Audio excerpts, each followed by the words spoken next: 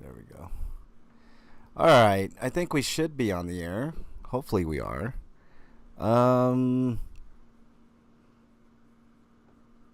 Show's RPGrinders. I'm on with Eric. We're waiting for break to get on in. Show hasn't started yet. We're usually live every Friday, 7 Eastern time.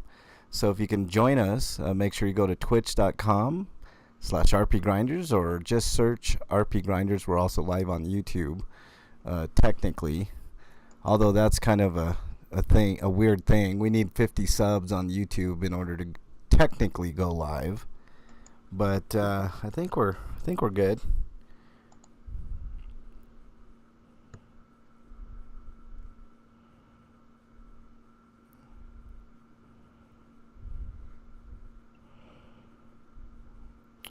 Sorry, just getting a text message here. These are Harry's new shirts. Click on that. The picture? Yeah, the picture. There you go. Bernie B's in the house today. Eric RPG is here. Of course, we will have Breakman will be here. We've got an interesting show. A little bit of news, a lot of Silent Hill stuff. So if you're a Silent Hill fan, you're going to want to stick around for that. Little bit of I think we have a little bit of it's not in the news, but maybe we'll talk about Resident Evil news, the new DLC coming out for that. What else? Ooh, Record of Agar store. That's a good story. I can't wait to get to that. Some other stuff here, but you're going to be wanting to stick around. We're going to have some reviews. Of course, it is the month of Halloween, so we've got lots to talk about. What else we got here? And also, we're in week 4 of the scariest round 4, I should say. Scariest game of all time. There's some big hitters in there. Hopefully yours made the cut. Stinkos and Sweetos are going to be fun as always. It's going to be a fantastic show. Can't wait to get to it. We'll be going live here in about 10 minutes, although we're already live on Twitch and YouTube. Like I said, every Friday, 7 Eastern time. Make sure you join us. How was your week, Eric? It was alright, I guess. Yeah. Well, that's good. Glad to hear that. I was sick yesterday, though. Ooh, what'd you catch, like a flu or something? I don't know. Yucko. I hate being sick. I think it was a combination of digestive issues and a sinus infection. Ah, yeah. Sinus infections are no joke. I've had like one. I have a short little stubby nose, and it's like I don't often get like sinus problems, but when I do, they suck, man. It's fucking awful. Hope you guys had a great week. It's gonna be like I said, I think this is gonna be a fun show. There's gonna be some fun stuff. I've got like it's a little mini announcement about what I'll be doing, which should be pretty cool. Just one of those things. So Stinko's, like I said, should be pretty interesting. I know last week Eric Stinko was the Bayonetta 3 fiasco, which took a turn. Oh, that's this week. Oh, that's this week? Yeah, okay, then we're discussing the same thing, right, Eric? I mean, it took a weird turn. Last week we were talking about how, the actress was calling for people to boycott Bayonetta 3, but we'll talk about that. We'll discuss that. What else? Yeah, you guys are going to want to stick around for my Sweeto because that's my mini announcement. It's not a big deal. Doesn't mean too much in the grand scheme of things, but anyways, it's something I'll be working on. And then we got the usual news and stuff, so it should be fun. Can't wait to get this show started and in the books, as they say. See if anybody has joined us in chat yet. It looks like Laura Kraft is in there, and all roads lead to the farm is back with us. So welcome on in, y'all. Waiting on Breakman to join, and then we will be starting the show at the top of the hour. We usually do a little bit of pre-show banter just to make sure all the settings are A-OK and working properly, which it looks like this week they indeed are. So we are in good shape, as they say.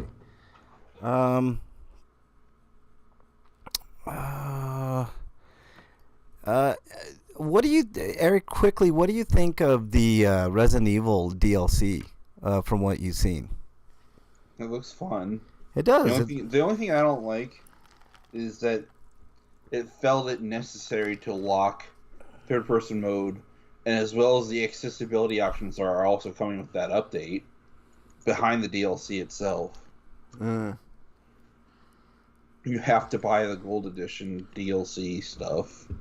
Yeah. Or the gold. No, you have to buy either the Gold Edition if you haven't bought the game already, or you can buy the DLC. But you have to buy the DLC to be able to access things that should just be made available via free update. That's a good point. Well, like I said, just wait for the DLC to go down in price like I am, and it should not be that big of an issue. But I'm with you, man. It should be just a... Well, I'm not so much waiting for the price to drop, so much as waiting for an opportunity to get back to it, like when there's nothing else coming out that I want to play. Well, you are the busiest of the bunch on games for sure, Eric, so I can totally see that. I want to get to it, but I'm going to get through this. I could not... you know what was weird about Resident Evil Village, Eric? I was so excited to play it. I got it super cheap. I think I got it for $15 on a Black Friday sale or some shit. And I was really excited to play it. And then I started playing it, and like right at the beginning, they make it hard as hell. Like they send all these fucking werewolves and shit. You thought it was hard. No, I know. I found out later that all you got to do is kind of like run around, and it, you know, and then it becomes, you know, like a timed event. But dude, like they're like, I'm sitting here shooting the shit out of werewolves. I'm killing a few of them, and then I'm like, oh fuck, I'm gonna run out of fucking ammo here real quick. What's going on? Should I get out of this house? So I get out of the fucking house, and there's 50 million fucking werewolves. I start running and I get killed, and then I just got discouraged. The event in Resident Evil 4 is similar, where you have to evade the villagers until the bell rings. Yeah. Oh, you mean that right at the beginning there, sort of towards the beginning? Yeah, I know, but I did not expect that. I'm like sitting here fucking battling werewolves. It's scary as fuck. Like it doesn't seem like the guns are effective. I'm like, what the fuck is going? Is there a shotgun around? Like what? You know, what's going on here? So I finally hole up in this house, and then they're all... I'm like, oh, fuck, this is too difficult. I can't do it, you know? I'm like, it's not, like, typical, you know? So, and then I find out later, my son tells me, yeah, Dad, you just got to run around. That's it. I'm like, that's it? What the hell? You know, it's like... So I'm like, I wish there was some sort of indication on what to do, you know? Like I don't know. Stupid. But... I'm going to get back to that. Probably after Titanfall, I'll probably get back to that. Bernie wants to see that game. I mean, it's scary as hell. That beginning area is like one of the scariest things ever, man. It's like, geez, this is tough and scary, super scary. So, you know, just one of those things. Yeah, we should have a lot of fun today. It's going to be a good show. Can't wait to get to it here in a few minutes. Just waiting on... break to get on in. He should be here soon if he's not having issues. Breakman, if you can hear us, come to us. Alicidra is in there. Welcome. Nice to have you. So, yeah, this week's show should be pretty fun. We're going to have round 4 of our tournament to decide the scariest game of all time, regardless of platform. We've had a shit ton of them. There was one I was going to mention that wasn't in this list. I think I already mentioned one. But there was one in this list that we didn't put in here, not in this list, that I thought should have been, and I can't remember what that was. I thought of it during the week, and I was like, that really should have been in here because it was good and scary. I actually think the Thing game should have been. Was it in there? Yeah, it was in there. Never mind. The Thing game was in here. Let's see. Let me make sure it was. Because that definitely should have been included. If it wasn't, Yep, it was in here. Okay. All right. So we still got some heavy hitters left. I wish Breakman would try Evil Within, because I think that's an underrated. Do you think Evil Within is underrated, Eric? I haven't really played it, so I don't know. All I know is the console versions probably aren't worth playing because I don't think they ever optimized them for next generation consoles, and they had a few technical issues, but I'm not sure they ever got fixed. I played the first one, Eric, and I mean, technical issues aside, it didn't really deter me. It's still a solid game. But I hear you about, that stuff. I am looking forward to Dead Space Remake. It's looking fantastic. Somebody decided to make an RIPD 2. Oh God. Why? That was one of the worst shows or movies I've ever seen. It was terrible. Did you see our... Oh, yeah, you did a review on the show about it. No, I didn't. Thought you did. Who did? Oh, it was Breakman did. One of you guys. It had to have been Breakman. But he seemed to not like it. And from what I've seen, I didn't like it. So I didn't even finish it. That's how bad it was. Not worth a sequel, I can tell you that much. Ugh. But, I don't know. We're going to have tons of fun today. Hopefully, Breakman gets on here with no issues, which I am fully expecting him within the next couple of minutes to get on in here. Let's see. Yo. Oh, wait. Let me check Twitter. I didn't even check Twitter to see if he was even going to be here. I always do that. Check Twitter to make sure everything is kosher. Let's see if he...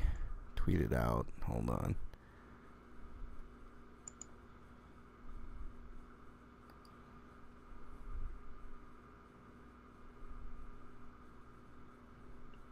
Oh, wow. Band's going to jail. I forgot to add that to my sweetos. Who? Huh? Who's going to jail? I said, it's like you barely paid attention. You didn't even say anything. You just said something's going to jail. Who's going to jail? Bannon. Nope. Suspended. On appeal. Oh. Yeah, he ain't going to jail, man. I knew it from the beginning. Just waiting on Breakman. CNN needs to fix his headline then.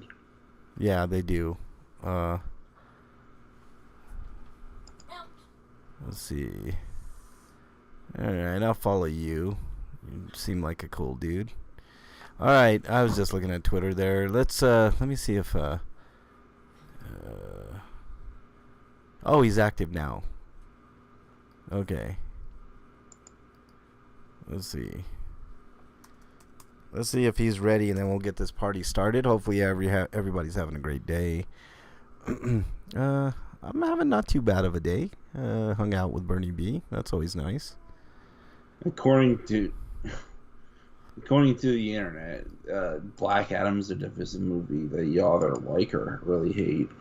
That's what I heard too, and I don't mind that. I mean, that forces people to come up with their own opinions. You know what I'm saying? Like I like movies like that, where you can either say it's a piece of shit or it's awesome. You know, and then neither is wrong or right.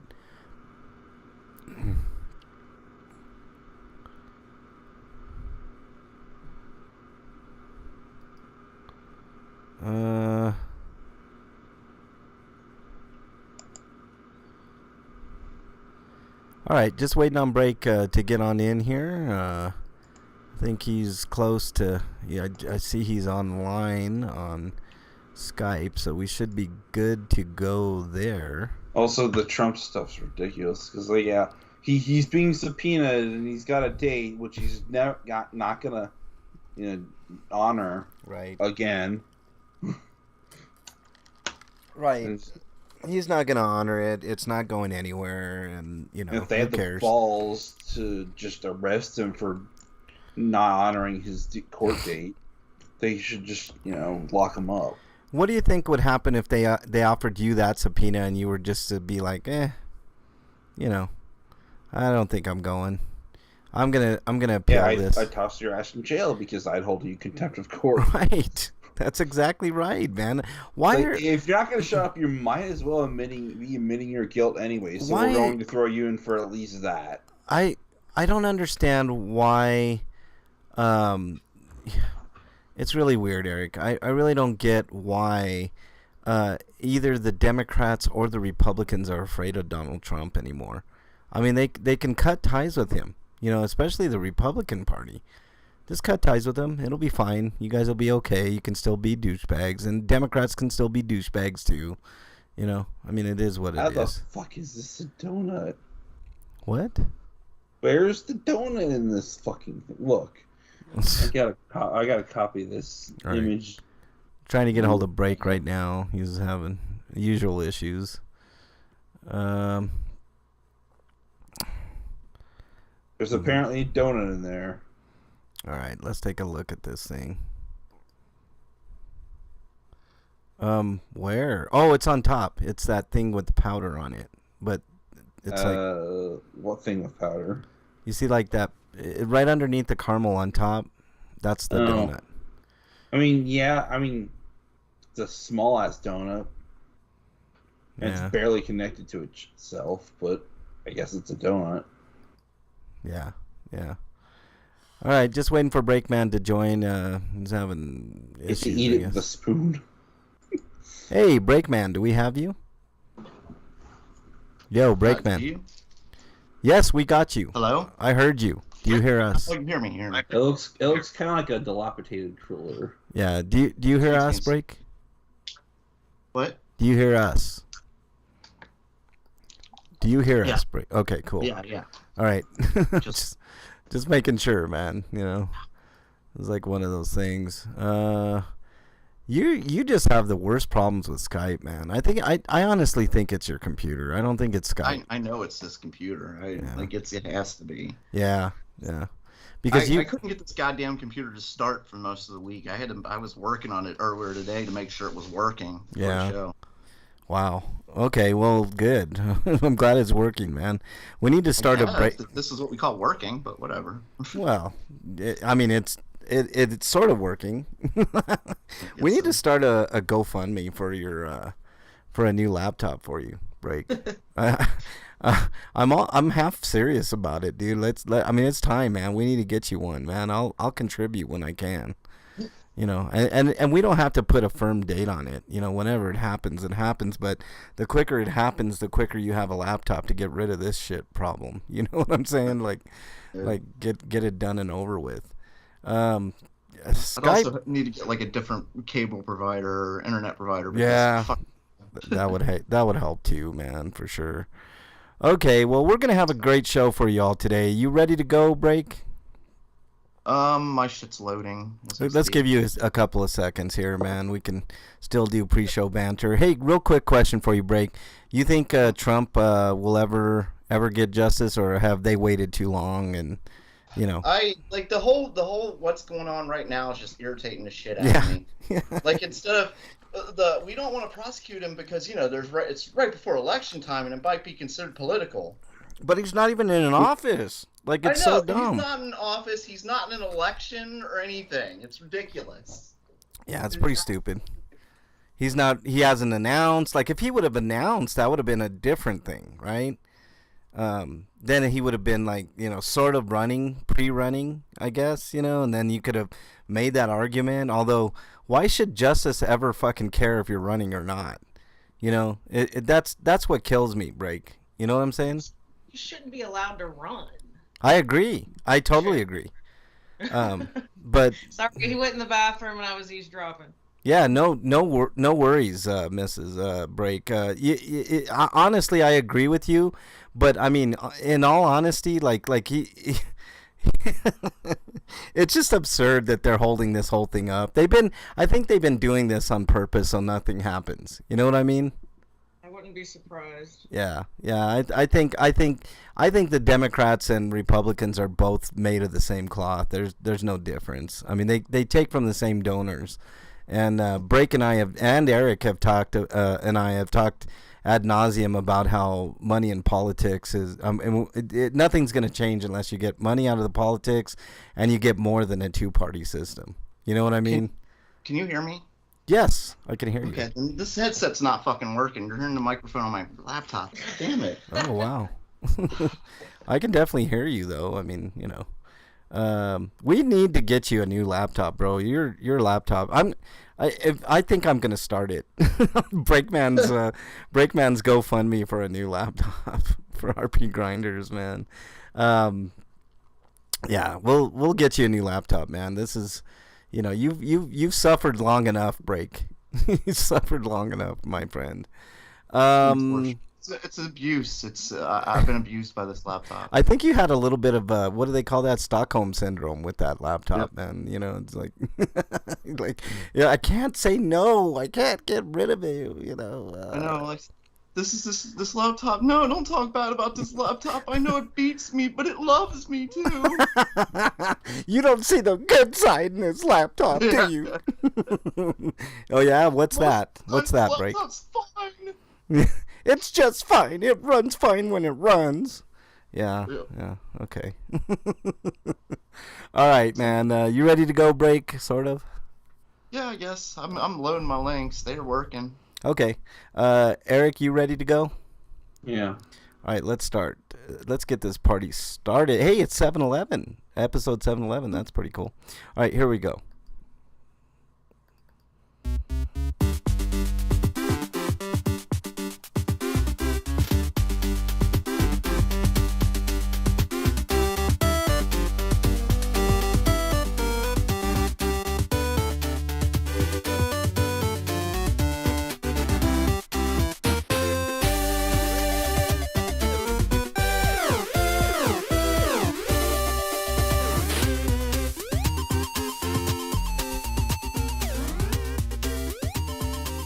And welcome, everybody, to episode 7-11 of RPGrinders. I'm your host, Frank Branches, alongside my trusty cohorts, Eric the Great, Breakman the Bold. It's too bad I didn't have one, because I would have brought a big gulp to the occasion. Yeah, I know. Well, I brought a big gulp, but not from 7-Eleven, but that would have been very appropriate, Eric. What do you think of 7-Eleven, Breakman?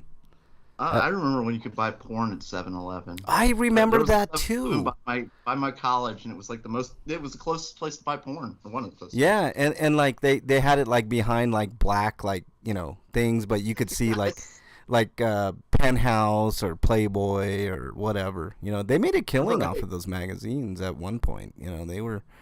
They couldn't keep them on the shelves for a long time. They did have a section on the floor first, and then people were up in arms about that. So then they put it behind. They put it behind the counter, and then you had to like ask the.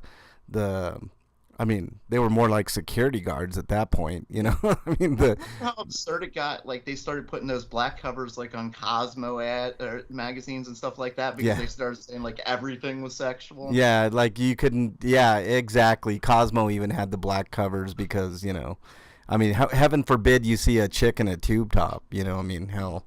Hey, oh my God, cleavage is showing. Oh my God, the children.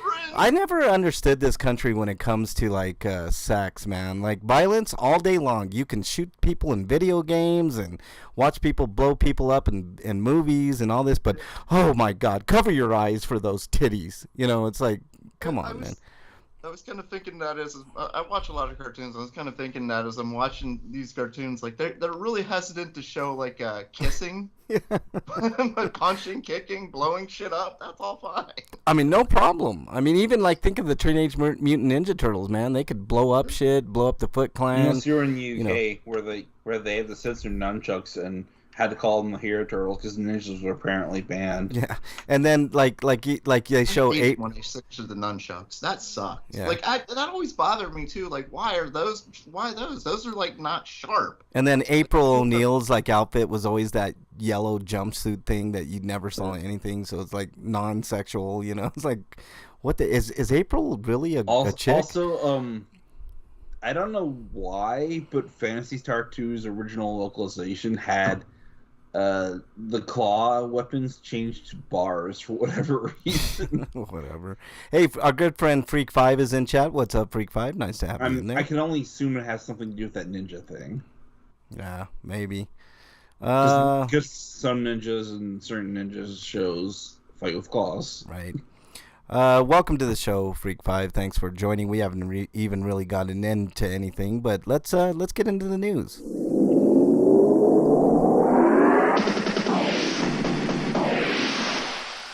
RPG news. All right, Eric, start us off. Actually, I'm just kidding. The real reason is they couldn't fit claw into the character space. Yeah. All right, Eric. We start the show. Yeah. What? Oh, okay. What's that? But this is from RPG site, and it's really just a quick shout out to the fact that Square decided for whatever fucking reason to stealth drop Neo: The World's End with you on Steam yesterday, a day before Persona 5 Royal comes out. Oh wow, that always works out when you put out a game. It hit its threshold of being a year exclusive on Epic Game Store. That always works out when you stealth release something behind a major release. It always works out. I mean, just actually, it's been a couple weeks since that year has passed. Yeah, but still, they probably need to get it up and running on Valve's Q&A or whatever for where they can put it up. But still, like, whatever. But all right. Really. They're selling it for $60 again, because of course. But at least they're giving us a 25% special discount for like that lasts till October 25th, which brings it down to 45 USD. Yeah. Yeah, 45's all right, but $60. Yeah, sell it for that's way 40, too you much. fucks. Yeah, exactly. Start at 40 and then let's go from there. I mean, come on. Yeah, man. you're right. All right, break. Next story. Speaking of overpriced. What's that? I was saying, speaking of overpriced, even though it's not, go ahead. Coming to us live from RPG site, NIS America is bringing Ys 9 Monstrum Nox to PlayStation 5 in spring 2023. Ooh, that's good. I like that. It's not mentioned in this article, but the Ys 8 for the PS5 has a couple features which will probably be in this as well, but they include the ability to play the game on 120 hertz modes, so you can play 120 FPS plus 60 frames, or Wow. you could do 4K and 60 frames. I'll do 4K and 60 frames. That's perfect. I mean, it is a difference between 60 frames and 120 frames, which my TV is definitely capable of doing. Actually, I think it's 120 at 1080p because Yeah. I don't think it can do 60 at 120. Most games can actually. Yeah, I think you're right, Eric. I think it's 1080p at 120 or 4K 60, which makes sense. But I'll take 60 frames at 4K any fucking day of the week. I mean, you could tell this Ys game is like a step down from like, perfect graphic presentation, but I'll take that. Like the only thing that the PS5 version of Ys 9 brings to the table then is slightly faster load times, which are already pretty fast. Yeah. And 120 hertz mode. But like because there was already a patch out there that let you play that 4K. 4K 60 frames? Yeah. Wow. I didn't know that. On the PS4? PS5. Okay. But that's what the patch is for. I got you. Okay. Well, still, that's pretty good. Yeah, That's the patch I think is only available as an update if it reads that you're playing on a PS4. we are finally. I know we've talked about this. I've talked about this since the beginning of Grinders about 60 frames per second being like a gold standard, and I think we're very close to getting there. I think I think this at the end of this generation, we're going to see more and more games do 60 frames 4K, which I didn't think. I'm not so sure because the Plague Tale and Gotham Knights tell a different story, but Gotham Knights has a whole host of other issues beyond 30 FPS. No, I'm saying I mean, yes, it probably is a horribly optimized game, but I think that's honestly the best they could have done with the time they were given. I honestly think that we're going to be okay at the end of this generation, man. I think we're going to see. Now, if you have a 120 hertz TV and you got VRR, you can get up to 40 to 45 frames per second on the new Plague Tale, but that's as much as you can get on console, unless they optimize it with the patches later. Yeah, see, that's what I'm saying. I think with the ability to patch and stuff by the end of this, but I'm not sure if they'll actually be able to do that, because even the latest PC video cards are having trouble with that game. Yeah, well, I mean, it's graphically intense. I mean, you're gonna have to, maybe lower your graphic setting in order to achieve that 60 frames, maybe. But I think we will see some games, maybe not the newest games at that, but like some of the older PS5 games. Just technically, Eric, the game isn't running at a constant 30. It's technically uncapped. All right, Eric. So it goes anywhere from 30 to 60 at any given point. All right, give me a couple minutes to speak here, Eric. What I'm saying is that game aside, I know that one's graphically pretty great. But what I'm saying, by the end of this generation's life cycle, which is still years away, right? We're not talking about like tomorrow or anything. I think we are going to see games that are patched 60 frames 4K. They might have to do a little bit of smoke and mirrors on some of the games, but I think we are going to get that. But what I'm really calling for is a Bloodborne 60 frames patch. That's what I'm really calling for. I'll probably do a remake before they even think about doing God, that. I don't care. Either do a remake or give me a goddamn patch. And it's been proven a patch can be made for it. So even on the PS4. So if they can do it with the PS4, give us a goddamn patch for the PS5. Well, Sony has been doing all these remakes, so they're apparently gonna do a Horizon Zero Dawn remake. Oh God, why? And they're probably gonna do it again for Last of Us Part 2. Yeah. And maybe then, after all that, they'll have run out of games other than maybe Days Gone for PS5. And then they'll be forced to do Bloodborne. Yeah. Okay, I'm done, Breakman, you son of a bitch. What? All right, let's move on to the next story from RPGsite.net. This one is about Legend of Heroes Trails to Azure. It launches on March 14th, 2023 in North America, March 17th in Europe, and March 24th in Oceania. So, another kind of underrated kind of game, series, I would say, the Trails series. And I've been hearing decent things about this, Eric. It doesn't mention here, but Trails of Reverie is slated to come out somewhere in summer of next year. Yeah, this originally, if I remember. So I'm wondering if Nyota's actually being pushed to the fall, because it was apparently slated to come out first, but I guess they want to get these Trails games out as soon as possible. More money probably for them with that. PSP, and then 2024 could be getting the two Kuro games out in the same year. If I remember, this game came out first on the PSP, right, Eric? Uh-huh. Yeah. Okay, yeah. So, good games. The Trails games in general, I think, are underrated, but, so good. More exposure to the series, the better. It's an old school RPG. I mean, this game was probably supposed to be an early 2022. Now it's more like an early to mid, because there's so many games coming out in February. It's ridiculous. It is ridiculous. February is stacking up, man. February is stacking up. All right, Eric, next story. Next story is Final Fantasy VII: The First Soldier to Shut Down. So this is the mobile game that's a third-person shooter, and only about after a year of service, it's closing down. Yeah. At the 11th of January next year. I didn't even know this was a game. Did you, Break? No. Yeah. So, and you're kind of more into mobile gaming than I think even Eric or I are, Break, and you didn't even know about this game. Apparently, it's a battle royale game. Apparently, it's kind of fun, but like even without a controller for your phone set up, it's easy to play on just a touchscreen. Yeah. Well, that's cool. I mean, it sucks that it's shutting down then, but I mean, I didn't even know this was a game.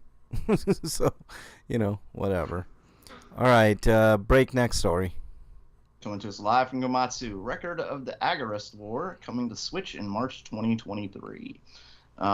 Axis Games will release a Switch version of Compile Hearts developed strategy RPG Record of the Agarest War in March 2023. So it's kind of a misnomer. Red Company did this game, but like I think they had help with Compile Heart. Yeah. Well, this is coming next year, so there you go. Yeah, exactly. Anything else on that, Eric, before we move on? All I want to know is why. Why does Axis still have the IP for it, and they know they have a small contingent of fans they can milk from? Maybe. Possibly. I mean, the Switch is kind of a cash cow for a lot of companies. I remember buying the box set for the original release on the 360 with the mouse boob pad. Oh yeah, that's right. I remember that. Yeah. And I remember that mouse pad like dying almost immediately, and I had to throwing him out because it was starting to leak. Oh my God! It started to leak. It was silicone, man. It was leaky. It was a bad boob job. Yeah, it was a bad boob job. One breast is. And from what I could tell, the game was beset by lots of technical issues, and it just overall was pretty mediocre.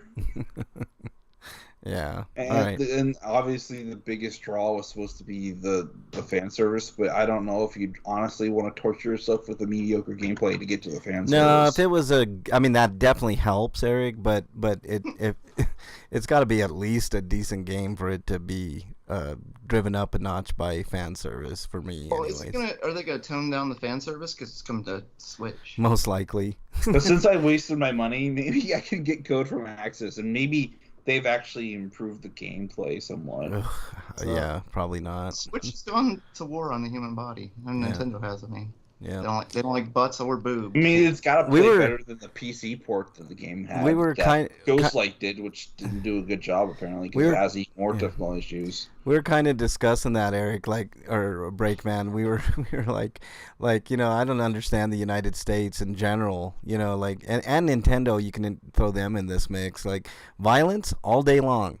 But boobs, forget about it. It's like, All right, let's move on. Next story from Gamatsu. Digimon World Next Order for Switch and PC launches February 22nd, 2023. So there you go. If you're a Digimon fan, which there are a contingent of Digimon fans out there. I heard Next Order wasn't that great, though. I mean, kind of mid for a Digimon release. Well, I mean, most of those games are pretty mid, right? I mean, let's be honest. Most of the Digimon games. But the Cyber Sleuth games are fun, and apparently Survive's pretty fun. And I haven't got around to it yet, though. Yeah. All right, Eric. Next story. Now we get to the good stuff. Silent Hill stuff happened. Yeah. A lot of it. Silent Hill 2 Remake was formally announced. Bloober Team is the developer. People are worried that the director and the writers will not be great because the company doesn't have a good track record with writing games that have to deal with mental health, which this game does. Yeah. Because it always boils down to them treating the people who have mental health issues as the villains that they deserve the punishment that they get. Well, why don't they just follow the script from the game? That's all they got to do. It's not hard. That's my biggest hope is it's a faithful adaptation of the original script, but with their own artistic touch to it. Mm-hmm. Mm-hmm. And doesn't deviate from the original too much. It would have been great if they had gotten all of the creative team behind the original 2 Silent Hill games to work on this alongside them, but they only got art direction and music. I've already have a problem with this. We've discussed this. Silent Hill 2 is still in our tournament for a reason, right? I think it moved on. Let me look real quick and make sure. It did not. Oh no, it didn't. Dead Space beat it. But I was gonna say this is no coincidence that they've announced a remake of it after I eliminated it from the tournament. Right, you were the one that eliminated, you son of a bitch. I was, But and they heard that and they said, "Well, fuck, like, well we fuck gotta, you, we gotta Breakman. fix this." Yeah. And then they announced the remake. Okay, now I do have a big problem with this. And from what I've seen, now they can correct it. They've got plenty of time to correct, right? The problem that I have with it is, if you remember the first one, it was limited because of the PS2, right? So they couldn't put the graphic detail that they wanted in it. So they ended up doing something that was kind of brilliant. They put so much fog in there that you couldn't see like 2 feet in front of you, right? Now there is fog in this one, but it's not the same. They better add more fog, man. I'm sure that when you're inside buildings, it's like really dark. Yeah, well, that's fine. But I want the detail in the buildings, not outside. I mean, I want the same feeling, and already I don't have that same feeling of like, you know how have you guys ever been involved in a fog bank where it actually really is hard for you to see, like 2 feet in front of you? Well, maybe we don't have to worry. Maybe they have like a fog slider, and that will somewhat determine your difficulty. Okay, level. well that's what I want, because that's what set Silent Hill 2 above and beyond any other game, and to this day still is held in high regards. Maybe they really just saw as someone playing it on the easier difficulties. Except by Breakman. Plus, it's not coming out for a while. Because Breakman hates Silent Hill 2. So they probably just showed it off as a proof of concept, and they'll add the fog I hate later. Silent Hill 2 as much as you love fog. All right, man. Fair enough, man. Fair enough. It's Breakman. interesting that it notes here that the game will have a new musical style, even though Yamamoto is doing the soundtrack. Yeah. Well, so I think wonder what kind of style he's going to use over the original, which was a mix of jazz and grunge and punk. Yeah, it was a different soundtrack for sure, but I do enjoy Silent Hill 2. All right, Breakman. Speaking of Silent Hill, comes to us live from Silicon Air. Return to Silent Hill Live action film is in production. Yes. There's been a Silent Hill film, hasn't there already? There have been two of them. Two. There was Silent Hill, and then there was Silent Hill 3D and Silent Hill, which was just Silent Hill but in 3D. But and then there was Redemption, which I heard is absolutely terrible. It's trash. Yeah, it's trash. Anyways, this is coming from Christoph Gans, who directed the first Silent Hill movie. It's called Return to Silent Hill and was announced alongside a remake of Silent Hill. Why am I repeating myself at this point? We already talked about that. Featurette was light on concrete details, but it seems that Return to Silent Hill will take its main inspiration from Silent Hill 2. It also features a man finding his wife named Mary in the iconic town. Gans spoke of the challenge of adapting the language of the game to the needs of cinematic storytelling. That's the third Silent Hill movie. It appears to be more connected to the first film than Silent Hill Revelations, which was not directed by Gans. Oh yeah, it was Revelation, not Redemption. You said first. This sounds more like the second. Yeah, this is more related to the second from what I heard and read. Okay. But continue on, Break. Where was that? Gans also mentioned that Pyramid Head will make an appearance in the movie, but also that other familiar monsters will show up and make a new impact. If Pyramid wasn't in it, I think it would have got like a rating. You know what's weird? Yeah, Break. In the Japanese releases of the Silent Hill games, Pyramid Head was always referred to as Pyramid Thing, Red Pyramid Thing. Yeah. Which is accurate but weird. Yeah. All right. Anything else, Break? Gans and Hideta also showed off concept art and snippets of storyboards from the film and spoke on how they want to keep the story and respect at the core of the film, even as they acknowledge that everything has changed in the intervening 15 years. As such, bringing something new is part of the goal. So, yeah. They're going to stick to the Silent Hill 2 script, which I think is a brilliant idea. It sounds like they want to change some things just to throw in some surprises. Yeah. Well, that's fine. I don't mind when filmmakers kind of experiment, a little bit, but don't deviate too much from the Silent Hill 2 script because I think it was perfect as far as the game goes.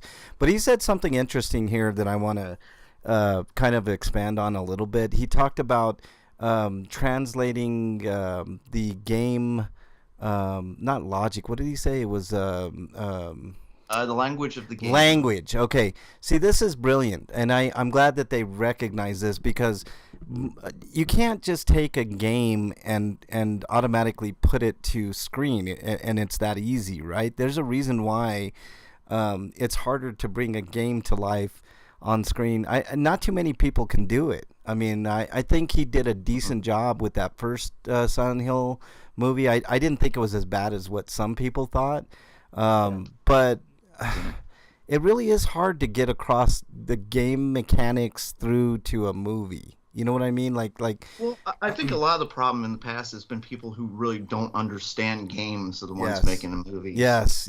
That's a great point. Like the Mario Brothers movie. The hell did that have to do with Mario Brothers game? Good. That's a great example, Break. I mean, I have no rebut to that. I felt like they wanted to make a different movie, and then they were roped into making it a Mario movie. Yeah. So they just changed the design of a couple things and say, "Hey, it's Mario." That's kind of what happened with the Street Fighter movie. They're originally the soldiers that were in the Street Fighter movie that were originally the costume stuff originally made for a G.I. Joe movie that was canceled. Yeah. And then they just went with Street Fighter instead. Yeah, which was extra stuff. Yeah, the only thing good from that Street Fighter movie was Raul Julia's portrayal of Bison, which I thought was pretty good. But other than that movie sucked. There were some funny lines from Zangief too. Yeah, Zangief had a couple of zingers, but otherwise it was Raul Julia, and he was the best. You could tell he was more talented than the entire rest of the cast. Yeah. And then Jean-Claude Van Damme in there because why not? It's gonna hurt you so bad, Bison. Yeah, I know. Bison, I thought was awesome in that movie. I thought it was a good representation of Bison. Raul Julia, R.I.P. But all right, speaking of more Silent Hill stuff here, guys, and something new: Silent Hill Townfall, coming from Observation developers. This comes to us from Silicon Era. So there you go. There's another Silent Hill game related. It is a game. Yeah, I was just looking through here. So yeah, I heard good things about Observation. I just haven't gone around. Observation is good. It's in firm, good development hands. Slagar's in the house. What is up? Freak5 says I just got off of work. Spoiler: my stinko is work. Okay, spoilers. What's up, Slagar? Nice to have you in there. So there you go, another game coming in the Silent Hill universe, which I think is finally Konami is getting off their asses. I think now if they could just get off their asses and give us a new Castlevania, I think we'd all be. I almost very have happy. to wonder whether or not the previous president stepped down and someone's taking charge of reamping their game. I think publishing. that has something to do with it, Eric. I mean, all of a sudden we get Silent Hill. When is Castlevania coming? I don't want them to sell it. I just want Konami to start selling their game. I agree. Why? They don't want them, obviously. Well, I mean, it seems like with Silent Hill they want it, but I think this is because of an anniversary, isn't it? Not that I know of. I don't think so. I think they just want to reboot the franchise. They just want to print money, is what they want to do. Well, so. then why did they ignore Castlevania? You know what? They haven't ignored Castlevania. They just haven't done much with it beyond the animated series and yeah. that shitty mobile game, which is now dead. Actually, the I know. version is still around. Look, they've just been whoring it out to other franchises like Smash Brothers and what's that, Brawlhalla, stuff like that. Yeah, and NFTs. Here's the whole deal with Konami. All right, they're making a shit ton of money from fucking slot machines. I kid you not, guys. When you go to Yu-Gi-Oh, hold on, and Pro Evolution Soccer. Hold on. I was gonna say they are not a broke company by any stretch. No, they are. They want. And right. they don't more want than just video games. Yeah, they're just not. Their passion is not with video games anymore, which is okay. is okay. You're right. It is okay, but please sell the game franchise. Yeah, I agree with you. There's too many fans of Silent Hill and Castlevania alone to warrant them selling off. Yeah. They could probably make a good quarter of $1 billion each with them, easy. So why not just sell them? Yeah, like I'd want Capcom to do that with Mega Man too. Like this is Mega Man's 35th anniversary. Did you know that, Frank? Yes, I did know that. Oh, you didn't know that? Okay. Well, I was I don't know how because they don't never. They never about say it, but I do keep up. Like I know certain anniversaries and stuff like that. That's why when you asked about the Silent Hill, there's no significant anniversary that I know of with Silent Hill right now. Break, but I get your point, man. They sell them. I mean, if you're not going to do anything with them, sell them. Somebody somewhere mentioned and then the leak that lead up before the presentation that had a PSN listing for Silent Hill 2. So I'm guessing they're uploading the original PS2 game as a PS4 classic of some kind. And by the way, Siliconera, so it'll be a PS4, PS5 classic game, I guess. Yeah. By the way, Siliconera, you have way too many ads running on your fucking website. I mean, there's at least three fucking ads running concurrently, man. You can't do that. It's bullshit. So if the remake of Silent Hill 2. What? Go ahead, Eric. So if the remake of Silent Hill 2 screws up, we at least will have that to fall back on. Yeah. What were you saying, Break? You're saying ads. I got a Nintendo Switch holiday ad here. I got a PlayStation 5 pop-up ad. Yeah, it's ridiculous. An ad for them, for Siliconera. Yeah. All right. I mean, like I said, there's always at least 3 concurrent ads, and it makes no fucking. You can't even, you know what I mean? Like if you wanted us to look at your ads, which I try to avoid. I mean, you're distracting me too much from any one of the ads. So stop. Speaking of annoying ads that I'm probably gonna have to put up with, YouTube Premium's upping its price to $23 a month. Ooh, that is no bueno at all. Yeah, I'd rather just deal with your fucking ads, YouTube. Well, at least YouTube than pay you extra money. Oh, that's that you don't deserve. So I don't have to put up with your bullshit. Yeah, that's a good point. The inflation doesn't affect them in any way because it's a digital service. Right. Like shipping costs and stuff like that, there's no effect on them whatsoever. Why? Right. Actually, I'm going to. It's just more companies just raising their profits, basically. Yeah. Yeah. How much money did the Stadia failing make you lose?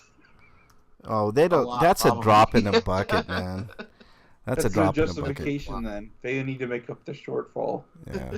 All right. Speaking of more Silent Hill news, I think who's up next? Eric, I think you're up next. All right. Silent Hill Ascension, which is a weird interactive game that's going to be played live. I'm not sure that's going to work out that well because the company that did this before with something else, wasn't that successful apparently. Yeah, and even more dread filling is the fact that Bad Robot is involved. So that means J.J. Abrams is involved. No, that's not true. That's not true, Eric. They have a video game division that's been doing okay, but he is involved in this. How do you know? I think he's like one of the writers or directors or something. Okay, well, I'm not as big of a hater as you are, Eric, of J.J. Abrams. I don't think he's the greatest, but I think he has done some good work movie-wise. So, I mean, maybe he can lend some good input to this. But the problem is this is going to be a multiplayer game. So, Slagar said, is this the one that was on the PSP? You mean the Silent Hill? No, this is something completely different. Origins. Yeah, that's Origins, Slagar. These are all new, as far as I know, new properties for the Silent Hill universe. I don't understand what this game is, though. It's okay. It's a multiplayer. I'm gonna take a stab at this and say it's like a Dead by Daylight game. Where you're running not Dead by Daylight. What's that one I'm thinking of where you're running around from certain killers and they put you up. It's not that kind of game though. What is it then? I mean, because there's no information on it. It's this right? multiplayer community-led aspect of the game. I'm willing to bet that it is a mobile game that It doesn't look like a mobile game. That it plays out kind of like a Among Us type of situation. Yeah. This sounds more like a choose your own adventure that you vote on or something. Yeah. Well, I mean, I guess okay. I mean, I'm down for that. I mean, as long as it's good. It's not really doesn't sound really like a game. Just yeah. It's more. Maybe it's an interactive adventure game. You know how Twitch plays Pokemon was a thing, where people in the Twitch chat room would command a bot to do things. Yeah, maybe it's like that. Huh. It's probably kind of like that. It's interesting. All right, in our final bit of Silent Hill news, Breakman, do us the honor. I hope it's not like that Doom on Twitter. That people can tweet to get the Doom character to move around. Oh my God, let's not do that. Anyway, coming to us live from Silicon Era, Silent Hill F will be written by When They Cry writer. Yeah. Yeah, When They Cry is a great VN made by Yukishi 07 of 7th expansion. It's a really great horror visual novel that everybody should play. What is it called, Eric? Higurashi, When They Cry. Oh, yeah. Also, Ume Neko. Yeah. So I'm excited for this too. Then that brings an extra level to it. I wish more people could play Higurashi because it's currently only available on Steam and it's never been released in the West on any console platform. No. Even though they exist. Yeah. What is it gonna take to get Higurashi Kai and Ume Neko Kai, the Switch ports and the PS4 ports, to the West? I don't know, but this trailer looks fantastic, guys. I don't know if you've seen it. It looks scary as fuck. At the very least, you can watch the original Higurashi series on Sentai and Higurashi Go, and then the series that comes out after that, which is a follow-up to the original anime series. Okay, I highly recommend people watch this Silent Hill F trailer because it's pretty fantastic. So it's basically this, for those who can't see it, that are listening to us, it's this girl that's walking through this, it looks like kind of a very dark and weird flower-like environment that's running through it, and then all of a sudden these flowers kind of come to life and try to grab her, and she breaks free and she's still running, but then at the end of the trailer she's like held in place with all these flowers and her face falls off. It's really brilliant. It's taking place in 1960s Japan in a rural area. All right. Which is very Ryukishi thing to do. Yeah. So it's very cool. It's a very cool, very stylish trailer. So I'm looking forward to this. I think probably as much as I'm looking to the Silent Hill 2 remake. So Silent Hill F, is it going to be like a game on all the platforms, or does it say? There weren't any specified platforms. Yeah.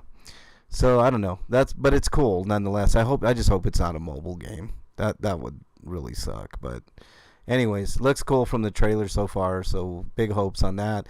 That's all of the news, the Silent Hill news stuff. Now I do want to quickly mention there was a Resident Evil 7, Resident Evil 8 forum that Capcom, was it Capcom? Is it Capcom? Fuck, I can never remember.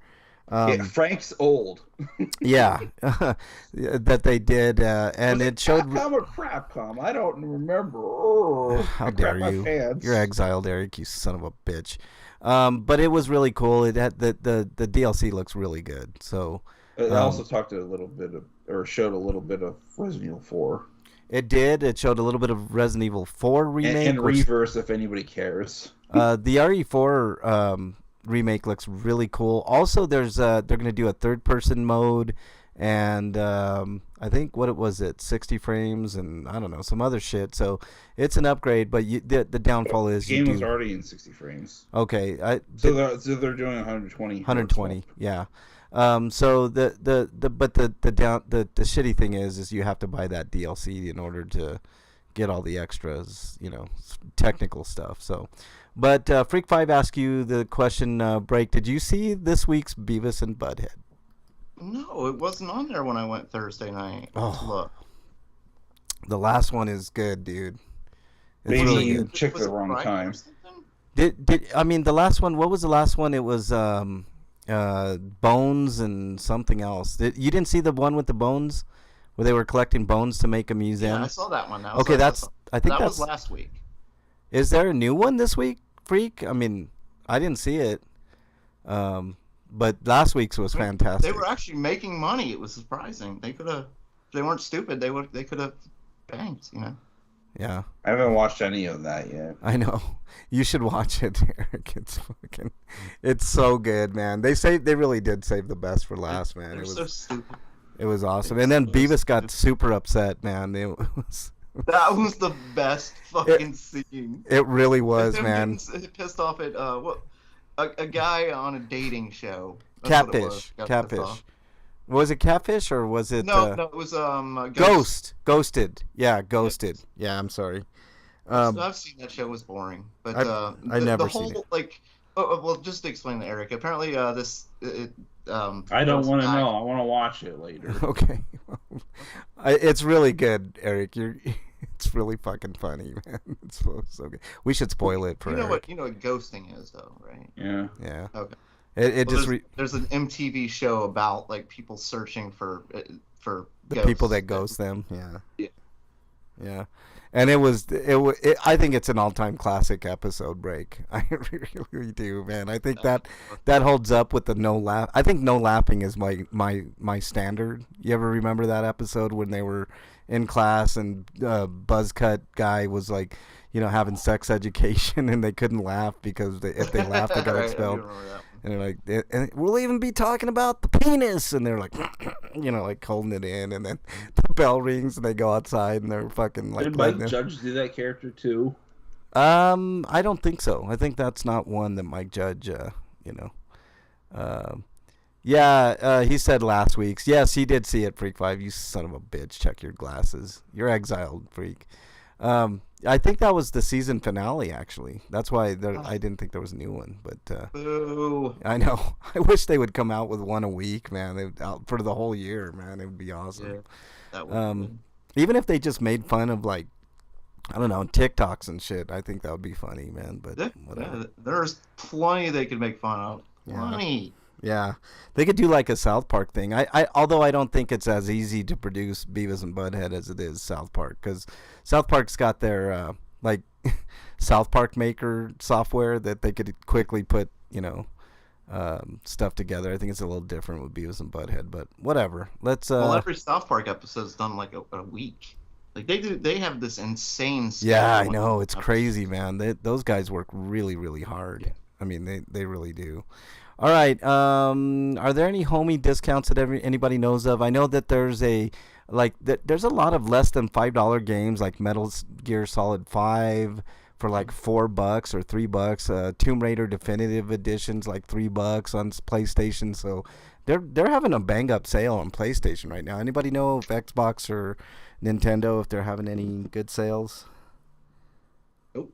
Okay. I'm not paying attention. You, Eric? I haven't really either. All right. Brakeman? Yes? No? All right. No dear Brakeman this week. Last week, so I'm not upset. I got a homie discount. Well, that's what I was just asking, Eric. Go ahead.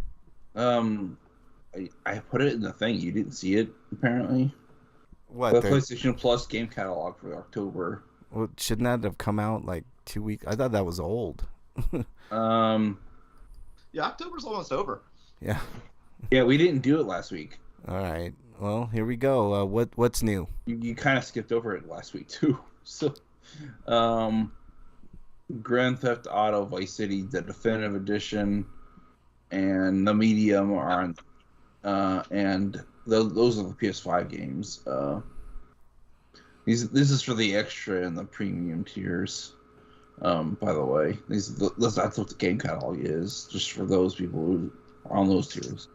But PlayStation 4, there's Assassin's Creed 3 Remastered, Assassin's Creed Chronicles China, Assassin's Creed Chronicles India, Assassin's Creed Chronicles Russia, and Assassin's Creed Odyssey and Syndicate, and Dragon Quest XI Echoes of Elusive Age Definitive Edition, Ooh, Dragon that's a Quest good Builders edition. 1 and 2, Dragon Quest Heroes 1 and 2, Wow, they went Dragon Quest crazy on this. and Grand Theft Auto Vice City Definitive Edition for the PS4 because the PS5 version is already here, and Ho Come, and Inside and Naruto to Boruto Shinobi Stalker. Striker. If you said Striker. Yeah. Whatever. And for the classics catalog, they added some new games. Limbo, Ultra Street Fighter 4, Yakuza 3 Remastered, Yakuza 4 Remastered, Yakuza 5 Remastered. And if you care to play PlayStation 3 via streaming, there's Castlevania Lords of Shadow and Everyday Shooter. Yeah. All right. Well, there you go. There's all we got for homie discounts. All right. Let's go to what we've been playing. Inquiring minds want to know. All right. Inquiring minds want to know what you've been playing, Breakman. a little bit more of Alien Isolation. Just a little bit, so I'm not really far at all. Right now I'm trying to get past an alien. They suck. Fuck them. The aliens are scary in that game, man. It's like, ugh. Yeah. As soon as you hear them scream, too, it's usually, fuck, there's not much. It's too late. Yeah, it's usually too late, man. You have to go through that game knowing that you're gonna die a few times. Yeah. You know. Yeah. Yeah. Definitely. I saw that there's achievements for beating the game without dying. I'm like, fuck that, not happening. Yeah, that's not happening at all, man. No way. Speaking of games that where I'm not gonna be surviving, I've been playing a lot of since it's the week before Halloween. It sounds like it's a situation where you can't cheese it like Resident Evil 2 remake, where to avoid getting a death count for you gotta load the last autosave instead of doing a reload checkpoint. What else you been playing, Break? Friday the 13th. A lot of that last couple weeks. Probably more of that than anything, really. That game had a lot of promise, man. Like, I wish they wouldn't have been bickering and bitching in court about stupid shit. Then they could have did a lot with that game. But those developers moved on to the Texas Chainsaw Massacre game, which is supposed to be pretty good. So. Yeah, I look forward to that because the big problem with this game is the connection. Since it's not on a server anymore, it's if somebody quits and the game's gone. Yeah. I hate that when it's you're sitting there in the lobby or not in the lobby, but you're sitting there waiting for the game to end and somebody quits. With only 2 people left, and it's like, fuck me. Mm-hmm. Like, I don't even get experience, and I'm just sitting there waiting for that. You fucking asshole. Yeah, exactly. It really sucks, man. That's a shame because it's a good game. It's still a lot of fun anyway. And between the probably the problem with that game is there's a lot of downtime, like I mentioned, where you're sitting there waiting if you're dead. Yeah. So I think the perfect game for playing while I'm dead or waiting in a lobby is Smash Brothers. I've been playing that a lot. Yeah. Too. Yeah. It's also great for football games because there's a lot of downtime in football games, Shit, this year for the Broncos, man, that's been a lot of downtime for me. It's called turn off the TV and get the hell out of the room. It's like embarrassing. It's embarrassing, man. It's like, Jesus. But yeah. What else, Break? Anything else? No, that's it. All right, Eric.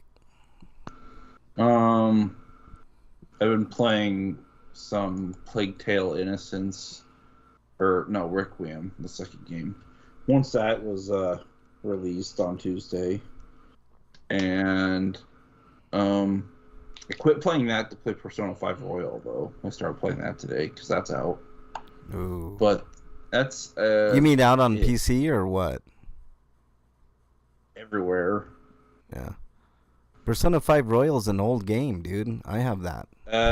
Yeah, there's a PS5 and Xbox Series X version, PC version, and Switch version now. That's what I'm saying. Like, that you gotta clarify for people, Eric. Like, what like for PS5 or what are you playing it on? I'm playing on the Xbox because the Game Pass. Okay, there you go. And I wanted an achievement hunt. It's good as ever, right, Eric? And I'm playing it in Japanese now because that's something I didn't do the last time I played it on the PS4. Gotcha. Load time's better, all that stuff. I wouldn't say they're better because they were already really good. Yeah. So yeah. like, what might have taken like 3 or Milliseconds. 5 seconds is now like 2. Yeah. Yeah. Yeah. I noticed a difference on the PS5. I didn't notice any now loading screens happening either, so that's another plus, I guess. Yeah. Yeah. All right. Is that all you've been playing? Because like sometimes you'd be like transitioning to a cutscene, and then it would like have a little logo at the bottom that says "Take your time" to indicate that it's loading. Yeah. But Right. yeah, that's really all I've been playing. I watched a bunch of anime too, and a couple other shows and movies that I'll be talking about. Yeah. For me, it's just been a little more Titanfall 2. God damn, that game is good. Breakman, that game is just good. It's. I mean, I'm not a first-person shooter guy, but every once in a while, I'll throw in something. You know, I did like BioShock, but I have to say this is up there with BioShock as one of my favorite first-person perspective games of all time so far. I mean, unless it doesn't stick the landing, which I'm pretty sure it will, man. It's got a decent story. It's See, Frank, I didn't mention what platform I was playing Persona 5 Royal on because I assumed everybody knew that there was a new platform release, multi-platform release. Yeah, happening. but even still, like, which platform? You have a PS5, you have an Xbox, you have a PC, Eric. So these are things that we'd like to know. But Titanfall 2 is good. Did you beat the... I plan on getting it on Steam to play on my Steam Deck eventually, but Yeah. Breakman, did you play Titanfall 2 all the way through? Oh yeah. I Yeah. don't remember the ending, but I played it all the way through, and I played Pretty- a lot of multiplayer. Pretty damn good game, man. I mean, campaign-wise, I can't speak for the multiplayer because I refuse to play it because I suck. But you know, whatever. All right. But the one thing that bothers me is that the PS5 version, you have to start from the beginning because there's no save transfer thing at all, and the trophies don't carry over either, so I'll have to do that all over again. Well, I mean, I guess if you're gonna do it for a game, it would be Persona 5, one of the greatest RPGs of all time. But you know, At least I can skip all the cutscenes when I play it that way. yeah. All right, let's move on to reviews. RPGrinders reviews. Breakman, did you have any reviews this week? I do have some reviews. All right. Yeah, I did. I actually watched a new TV show and a couple of new movies. I guess I'll start with the bad. I'll work from bad to good. Which one of these was worse? Sorry. Okay. But I just coughed a little. no, I didn't hear you. I was wondering what you're saying. Okay, sorry. So the first is about I guess it's Netflix, a TV show about this kind of well-off family who buys this nice house in like a quiet neighborhood, and they start getting threatening letters. And the show's called The Watcher. Ooh. I believe I hated every moment of it. I didn't even watch most of it. Wow. After a while, I just kind of walked away and started playing,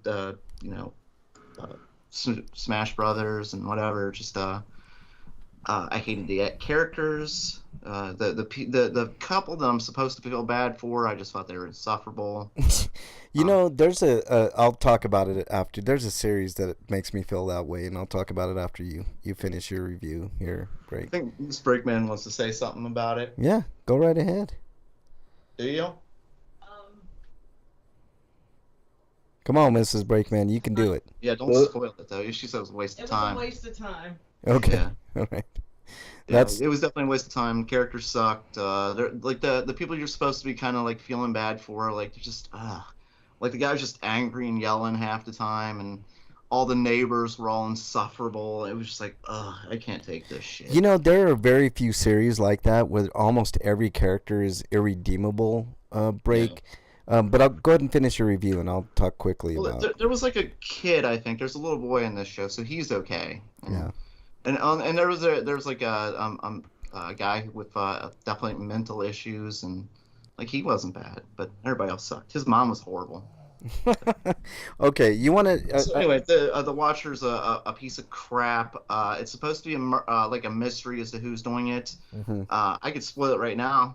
You might as well. I'm never gonna see it. I'll give this 2 Spoiler out alert. of. I'm gonna give this a 2 out of 10, and the main reason it's gonna get low scores is because they never fucking answer the mystery.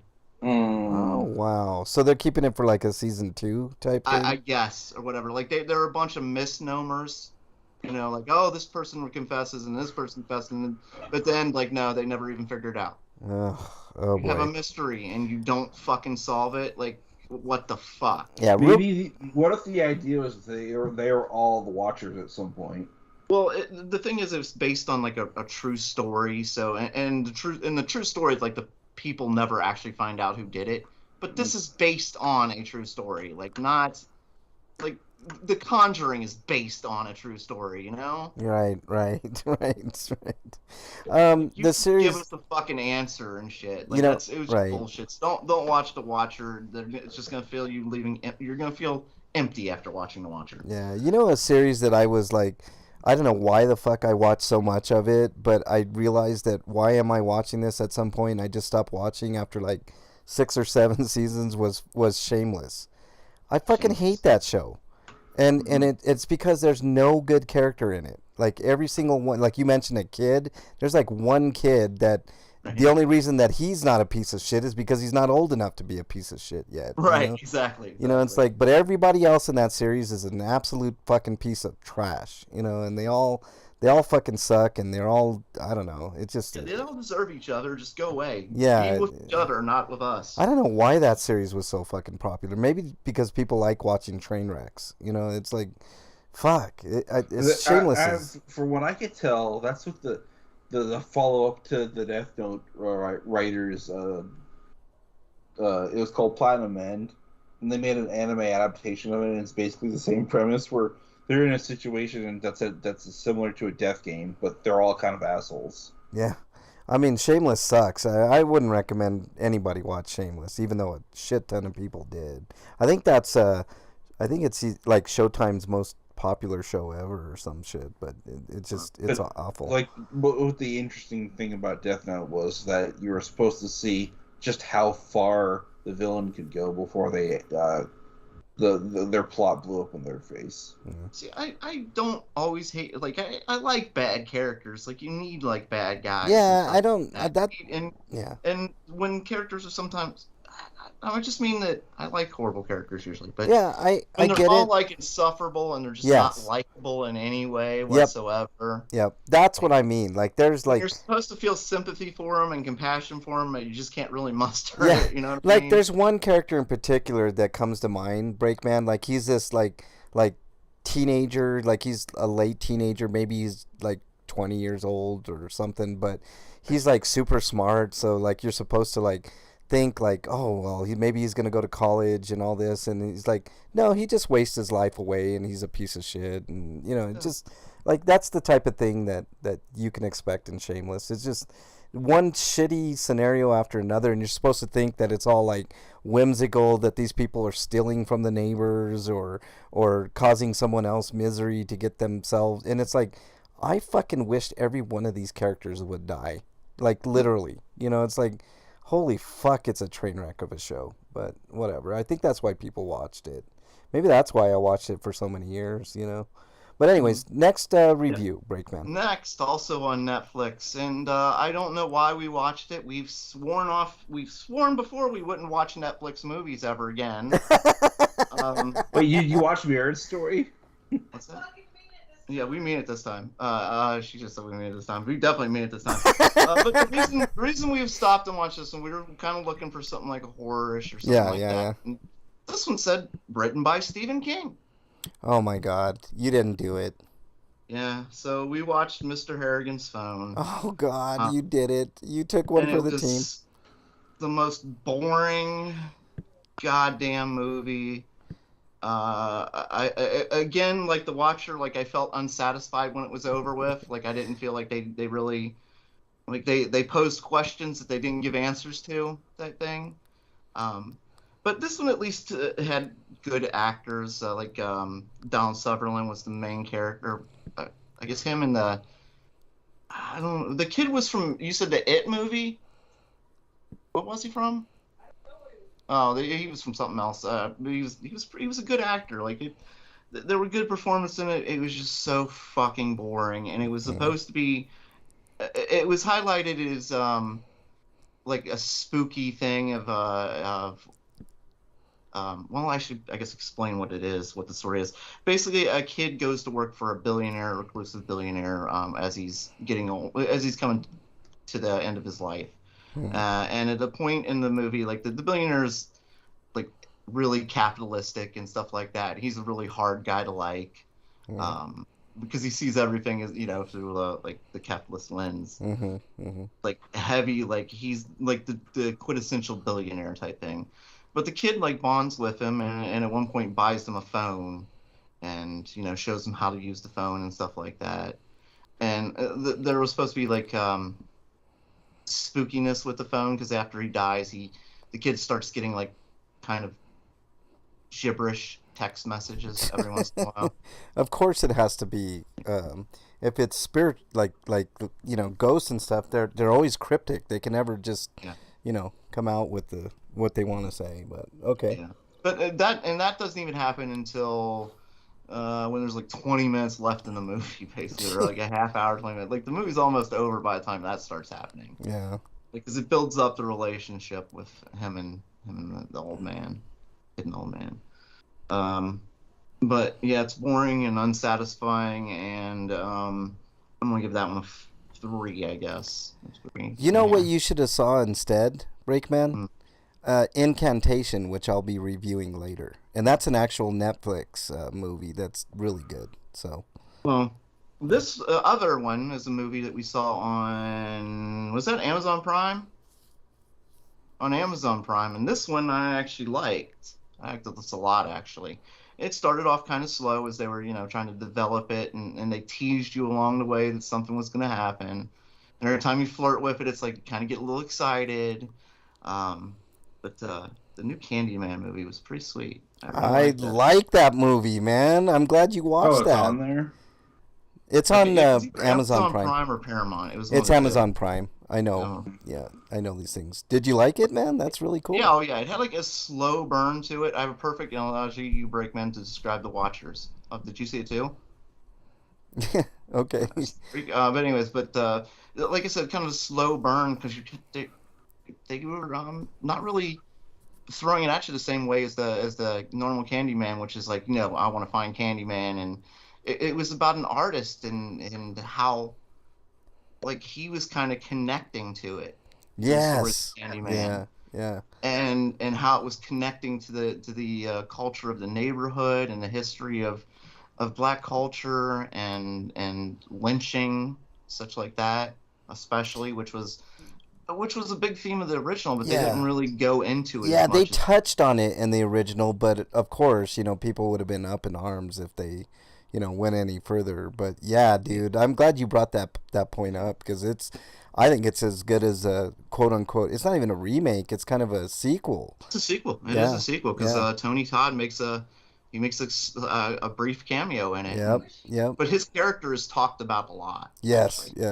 It's really good. I love the concept they changed. They changed it from basically it being one man to being more of a concept and being like more than one guy. Yes, dude, man, I think I reviewed Candyman much in the same way, man, because I saw it a long time ago, and it's pretty good. But my favorite part is when they're like teasing it every once in a while, like Candyman, like come on, 6 to 5, get the 5. Ah. They don't quite get there. The build-up was worth it when Candyman finally shows up. It's worth it. Yes, and there's multiple iterations, which makes it even more powerful. And like I don't know, it's just really really good. Yeah, I don't want to see any more getting the spoilers. Freak 5 gave your analogy there. You're getting a great blowjob. You're almost there, and Thanos snaps, and your partner disappears. What? She wishes Tony Todd was in it more. Well, I mean, yeah, but I do actually have one more thing I want to say about it.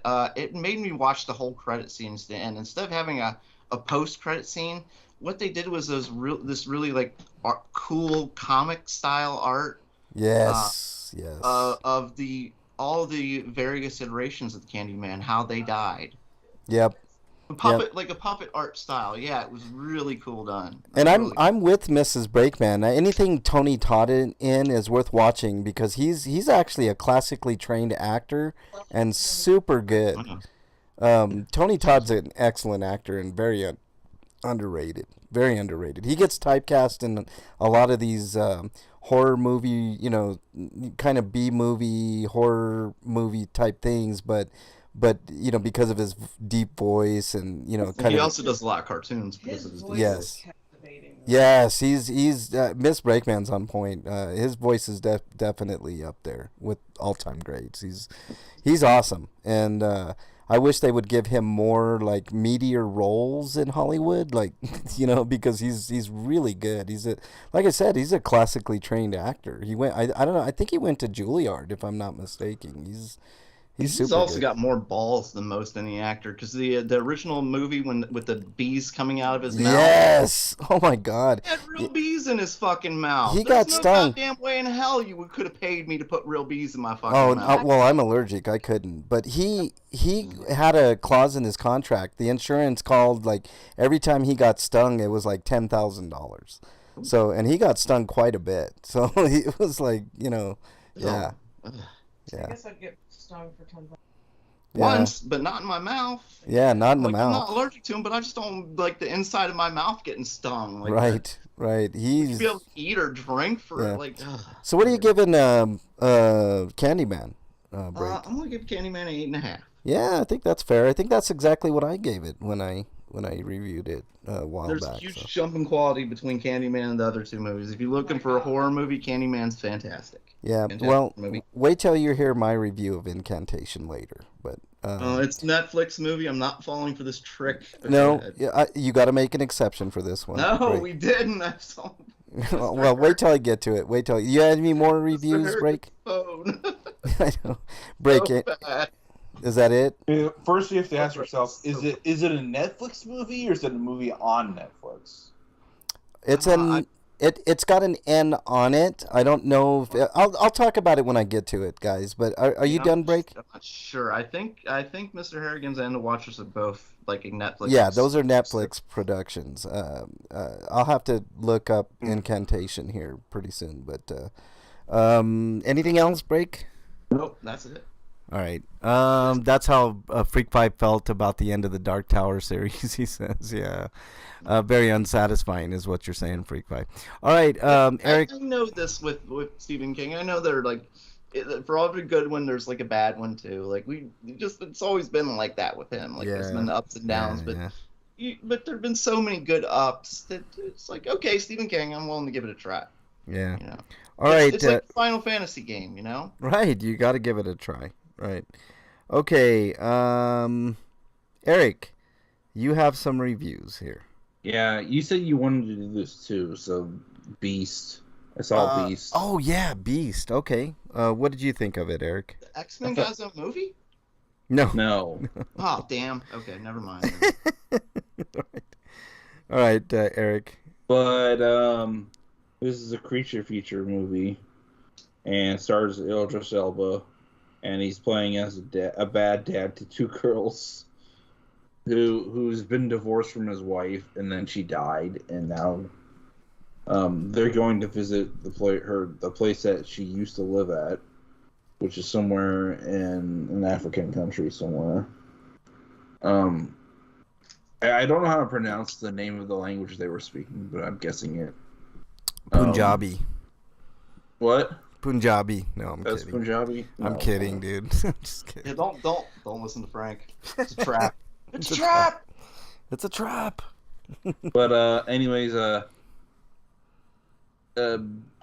they meet this guy who's, I guess, working at this preservation, who's a friend of their mother's, and that's how they apparently met and got married. But anyways, they mess around with the lines for a bit, then they go into a town, and they find that the town's mostly deserted, and then they find out later, after some investigation, that people have been massacred.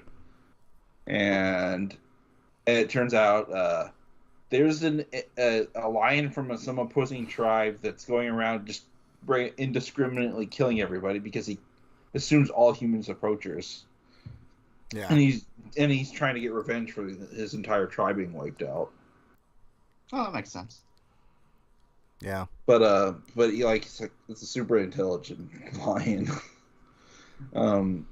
And so it kind of reminds me a little bit of The Gray and that Gator movie, but without the flooding.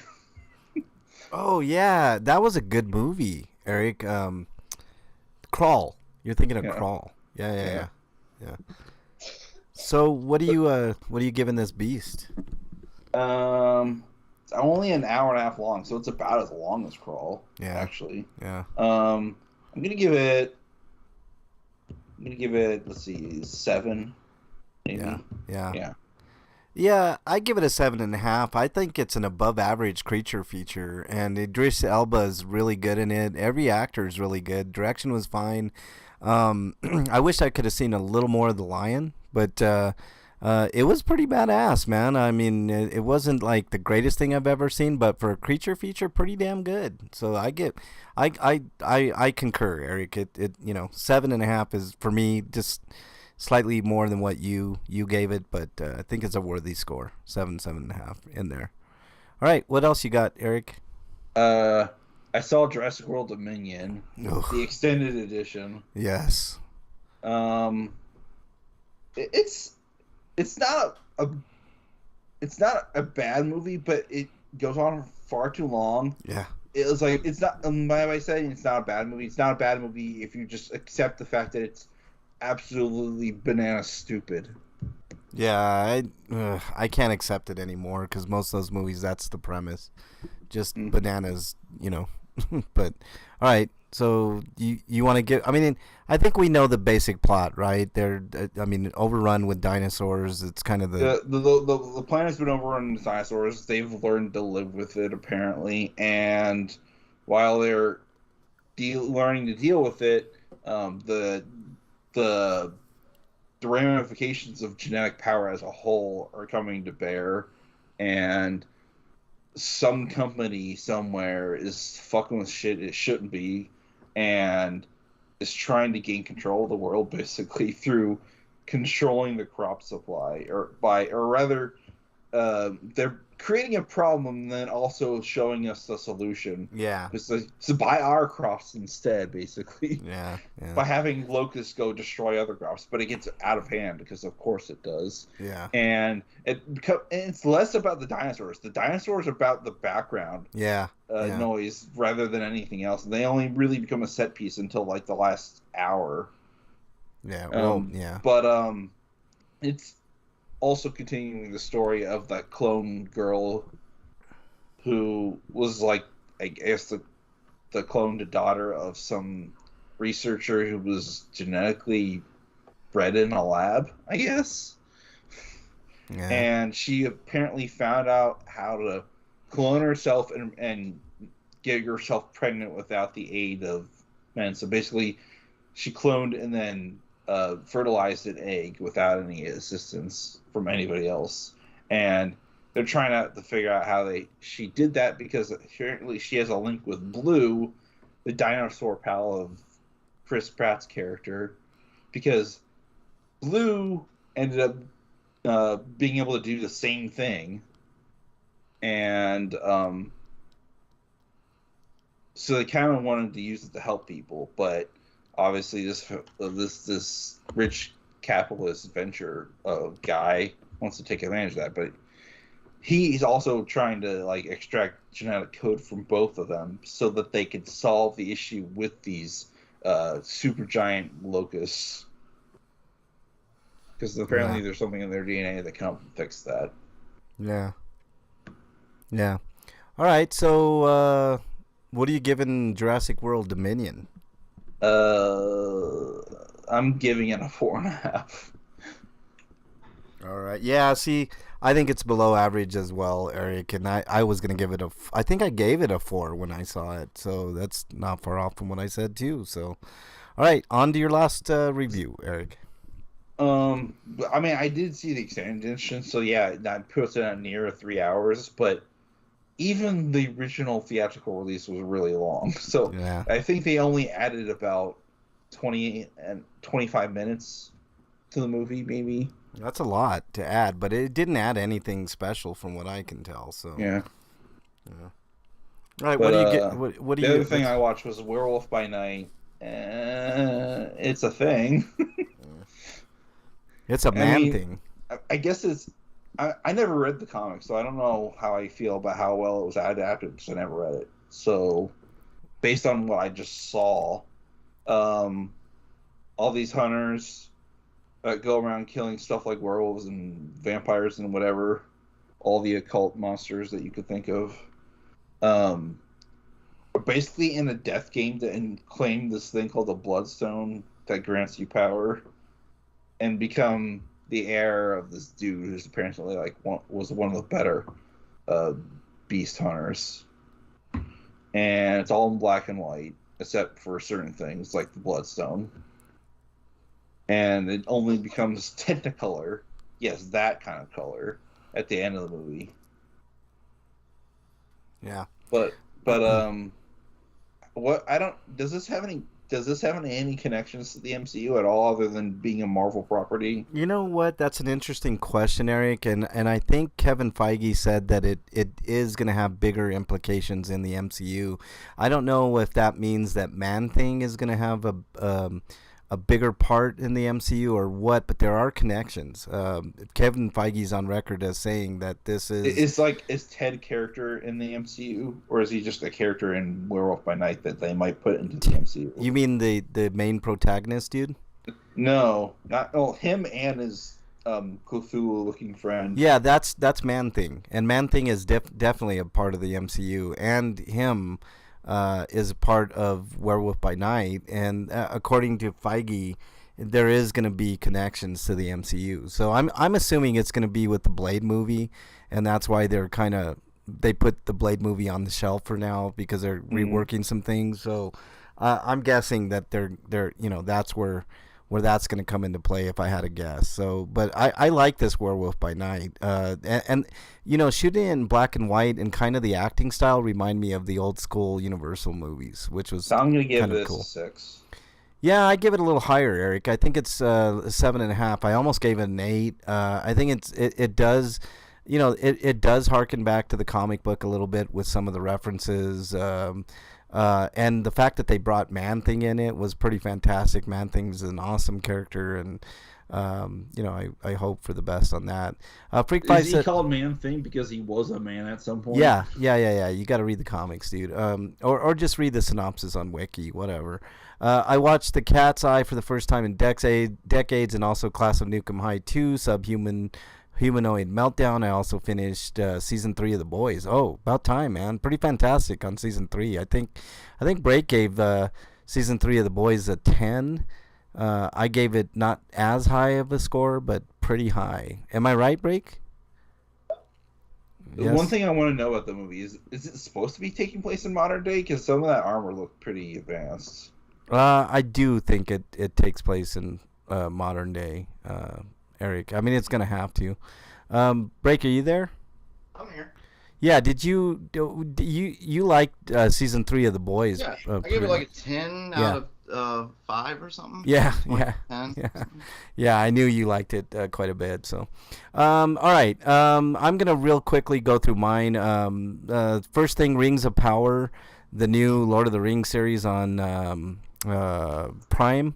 At this point, I wouldn't bother. I think there's like 3 or 4 stories intertwined, and pretty much nothing happens. The orcs have one battle with some elves and some townspeople, I think. But other than that, I think it's pretty worthless. I don't know how. I've seen divided opinions on this. Like, a lot of people seem to hate it or they really enjoyed it, but I have to wonder if those people are people that are types that are just easily entertained. I guess, Eric, but see, even from an entertainment point of view, like, nothing happens until 3/4 of the way through the season. The hobbits nothing happens with them at all.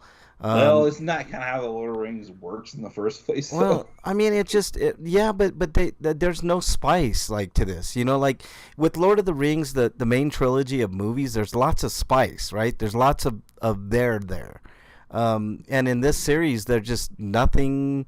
I mean, I guess Galadriel is kind of a cool character, but she even gets put her in her place by the end. Hold on. What, Eric? Go ahead. I just want to know if it was. Is this basically the Silmarillion, or is it just something else? I don't know what it is. It just takes place 200 years before Lord of the Rings, I think. I think that's what it is. Like the rise of Sauron, I guess, and the orcs and Mordor and stuff like that. It's like, I don't know. Yes, I love spice, Breakman, and fog a lot. Fog is awesome. I very rarely get to see fog here in Denver. We very rarely have it. But if I had to give Rings of now look, does that mean I'm not going to watch season 2? They do kind of set up season 2 as being better because they allude to Sauron and all the events that are coming. But I just see Slagar. I said I guess she's kind of cool because I'm still undecided. Like by the end of the series, they chop her down to basically nothing. So I think I agree with you, Slagar. I don't know, man. Like this series for me, it's a 4 out of 10. I think it's below average. I don't know where they spent their $1 billion in. Maybe the effects, and even the effects aren't great. I mean, it's not like the greatest thing in the world. I mean, I've seen better series. I mean, right now, House of the Dragons is going on HBO, and I think it's a far superior series to Rings of Power. So right now, first season, 4 out of 10 for me. I think it's well below average, and I mean, I don't see any reason to watch season 1. Just go straight to season 2. Hopefully, season 2 will be better. Now, I alluded to a movie earlier. Breakman, are you there? I'm here. Okay, you have to watch Incantation. It's a great horror movie. And it is a Netflix. I looked, and it had the N on it. I don't know if that's just because they acquired it or because they produced it. But either way, do not let that deter you. Incantation is a pretty damn scary, good movie. And it involves a woman that has a daughter that was placed in protective custody for good reason. And you kind of you get that the reason why she hasn't had her daughter for 4 years through the story. And it's an excellent way of it's a good film showing how the events unfolded. Like for instance, you see like she has a bite mark on her neck, and you're like kind of wondering how the hell did that get there? What the hell did this woman go through? And you get to see it from start to end, like how the events take place. And there's a few twists and turns that you don't see coming. And it's got a little bit of a cult in there. It's got a little bit of magic, not like magic in the sense of you see like magic Lord of the Rings style, but you know what I'm saying. There's like apparitions. It's just, to me, it's a good movie to watch. I highly recommend it. I give it an 8.5 out of 10. I think it's the only thing that sets it back is there's shaky cam moments. Like sometimes it's got like that. What do you call that? Found footage type thing, and that's kind of the premise. But most of it is shot statically, so it's really cool. So I don't know. I think it's good. Just cop outs. What's that? Like the Paranormal Activity movies are crap. Mostly, I do like, the only one I like of Bernie and I discussed this yesterday, actually, Breakman. The only one that's worthy, in my opinion, is Marked Ones.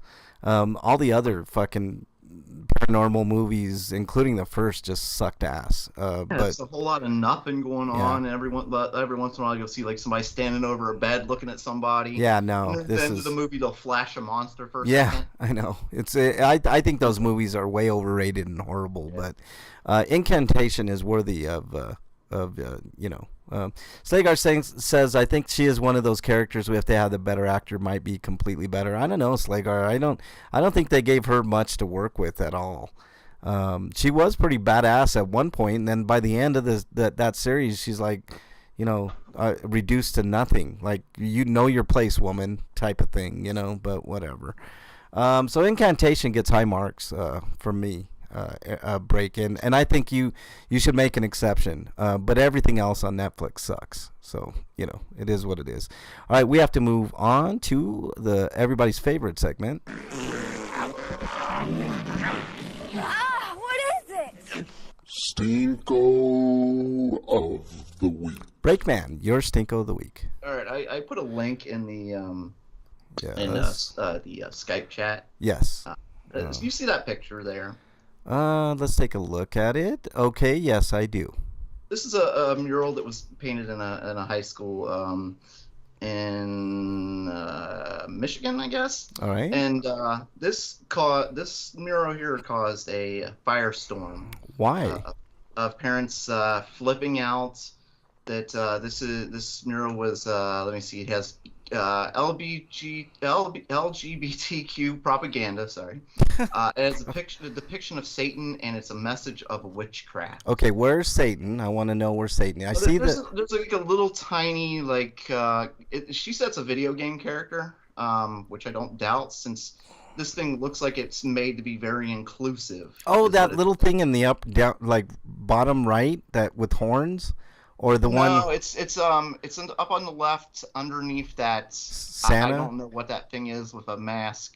Oh, the Santa type thing. Oh, yeah. I see, the little devil character. Okay. And you can see most of these characters they're gender neutral characters for the most part. Mm-hmm. This is something that was made to be inclusive and nice, but because it's propaganda, gay propaganda, it ended with the little girl crying and leaving the meeting because she was berated by adults. Because the girl has like a rainbow outfit, for instance. Right. That's gay because she's wearing a rainbow. So, am I to believe that Pippi Longstocking was gay because she had rainbow stockings and stuff like that? This girl looks more like Rainbow Bright. Who knows? That's what I mean. Rainbow Bright. That's what I meant, Eric. Because that was a show that existed. They brought it back at some point. Yeah. I mean, come on. Really? Yeah, these are for the most part, gender neutral characters. I mean, this isn't. I don't know why they think this is like how this is propaganda anyway, but. You mean the Christian material that they've been raised on wasn't propaganda? Right. I mean, like, I'm looking at this mural. There's nothing offensive about it at all, man. Like, really? People are that... Like, even people that are anti-gay probably wouldn't even find too much wrong with this. I mean, other than the little rainbow on her dress or overalls, whatever. And it got so bad. Like, this is, for instance, you say that, and there's somebody, a parent described herself as a conservative, right-wing, gun-loving American, admonished parents for going after the student artist so viciously. I've never seen more bigoted people in my life. You see? That's what I'm saying. That's from somebody who calls herself a gun-loving conservative. Yeah. Like, that's how badly they were attacking this little girl. God, man. Well, I hope that the national attention that this girl gets is like, gets her a lot of attention, a lot of money. That's what I'm going to say. I doubt it'll happen. I think the story passed over because this was like a few days ago. And you know how the news cycle is. Yeah. I mean, one day news cycle and they're on to the next, Yep. whatever.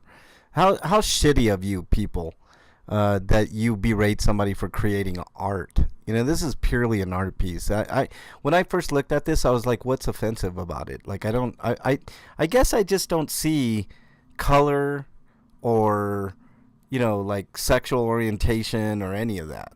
Like, there's none of that, but they say this is implied and this is in documentation.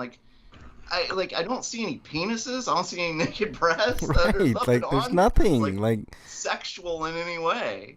Well, whatever. I'm glad it's on the wall. What if there were guns in this picture? You think that any of them would complain?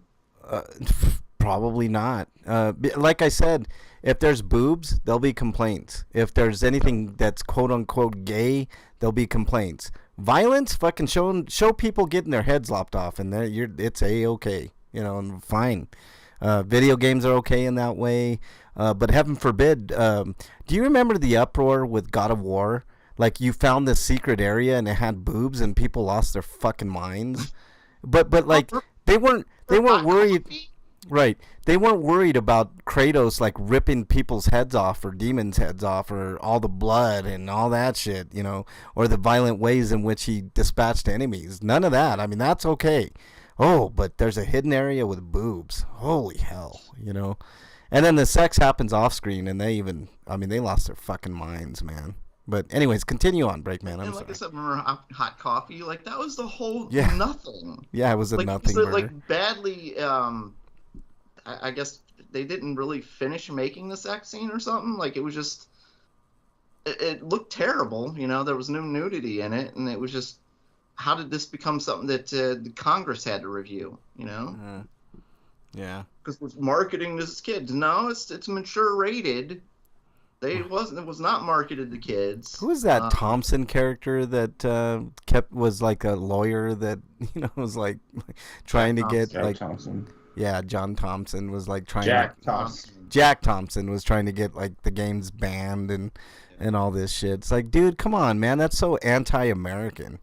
You know, I mean, get the fuck out of here. But anything else, Breakman? Old, like, Or you could blame argue that it is entertainment for absolutely problems. American. Yeah, I mean, blame entertainment for problems of society has been a trademark of this country. So, I mean, why not? Art's responsible That's for enough, everything. Yeah. We're going to war in Europe, so obviously it's comic book fault. Yep, absolutely. I mean, if it's not that, it's heavy metal music, man. You know that, right? And lack of God, we don't talk about God enough. Right. Okay, what else you got, Break? Oh, my other stinko goes to a company called Cock Dentures. Cock Dentures. Oh yeah, Cock Dentures. Rooster Teeth. Rooster Teeth. Oh, that's what their name used to be, but now it's Cock Dentures. Oh. Apparently they are even more homophobic than the parents that degraded the child for the painting. All kinds of bigotry. Yeah, basically. they were. Yeah, racism, sexism, homophobia, transphobia. Don't forget pro-capitalism too.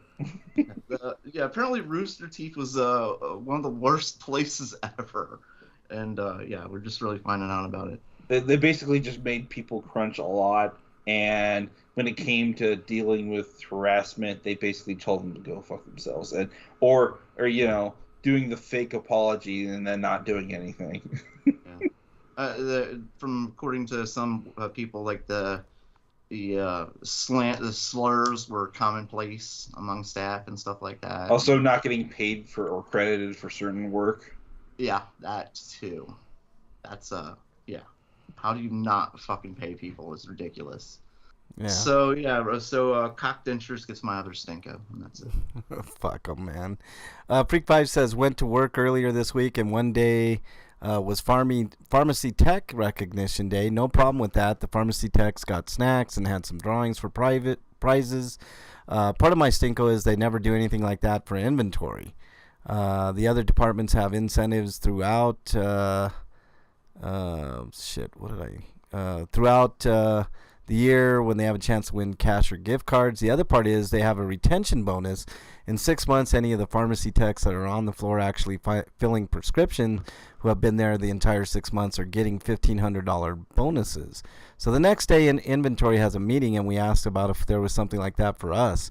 And our supervisors, who are pharmacy techs but not eligible for the bonus, said they asked and nothing. See, this is all bullshit to begin with. Like, you shouldn't be working harder to get like an extra gift card or something like that. You should be getting more money. You should be paid more money. Welcome to capitalism. Every company on this planet is underpaying their employees. No doubt. I've said it for how long, Breakman? Like, this is something that I don't understand why Republicans don't understand. I can only kind of get it at the place I work because they only just recently got bought out by a bigger company, a much bigger company. Why?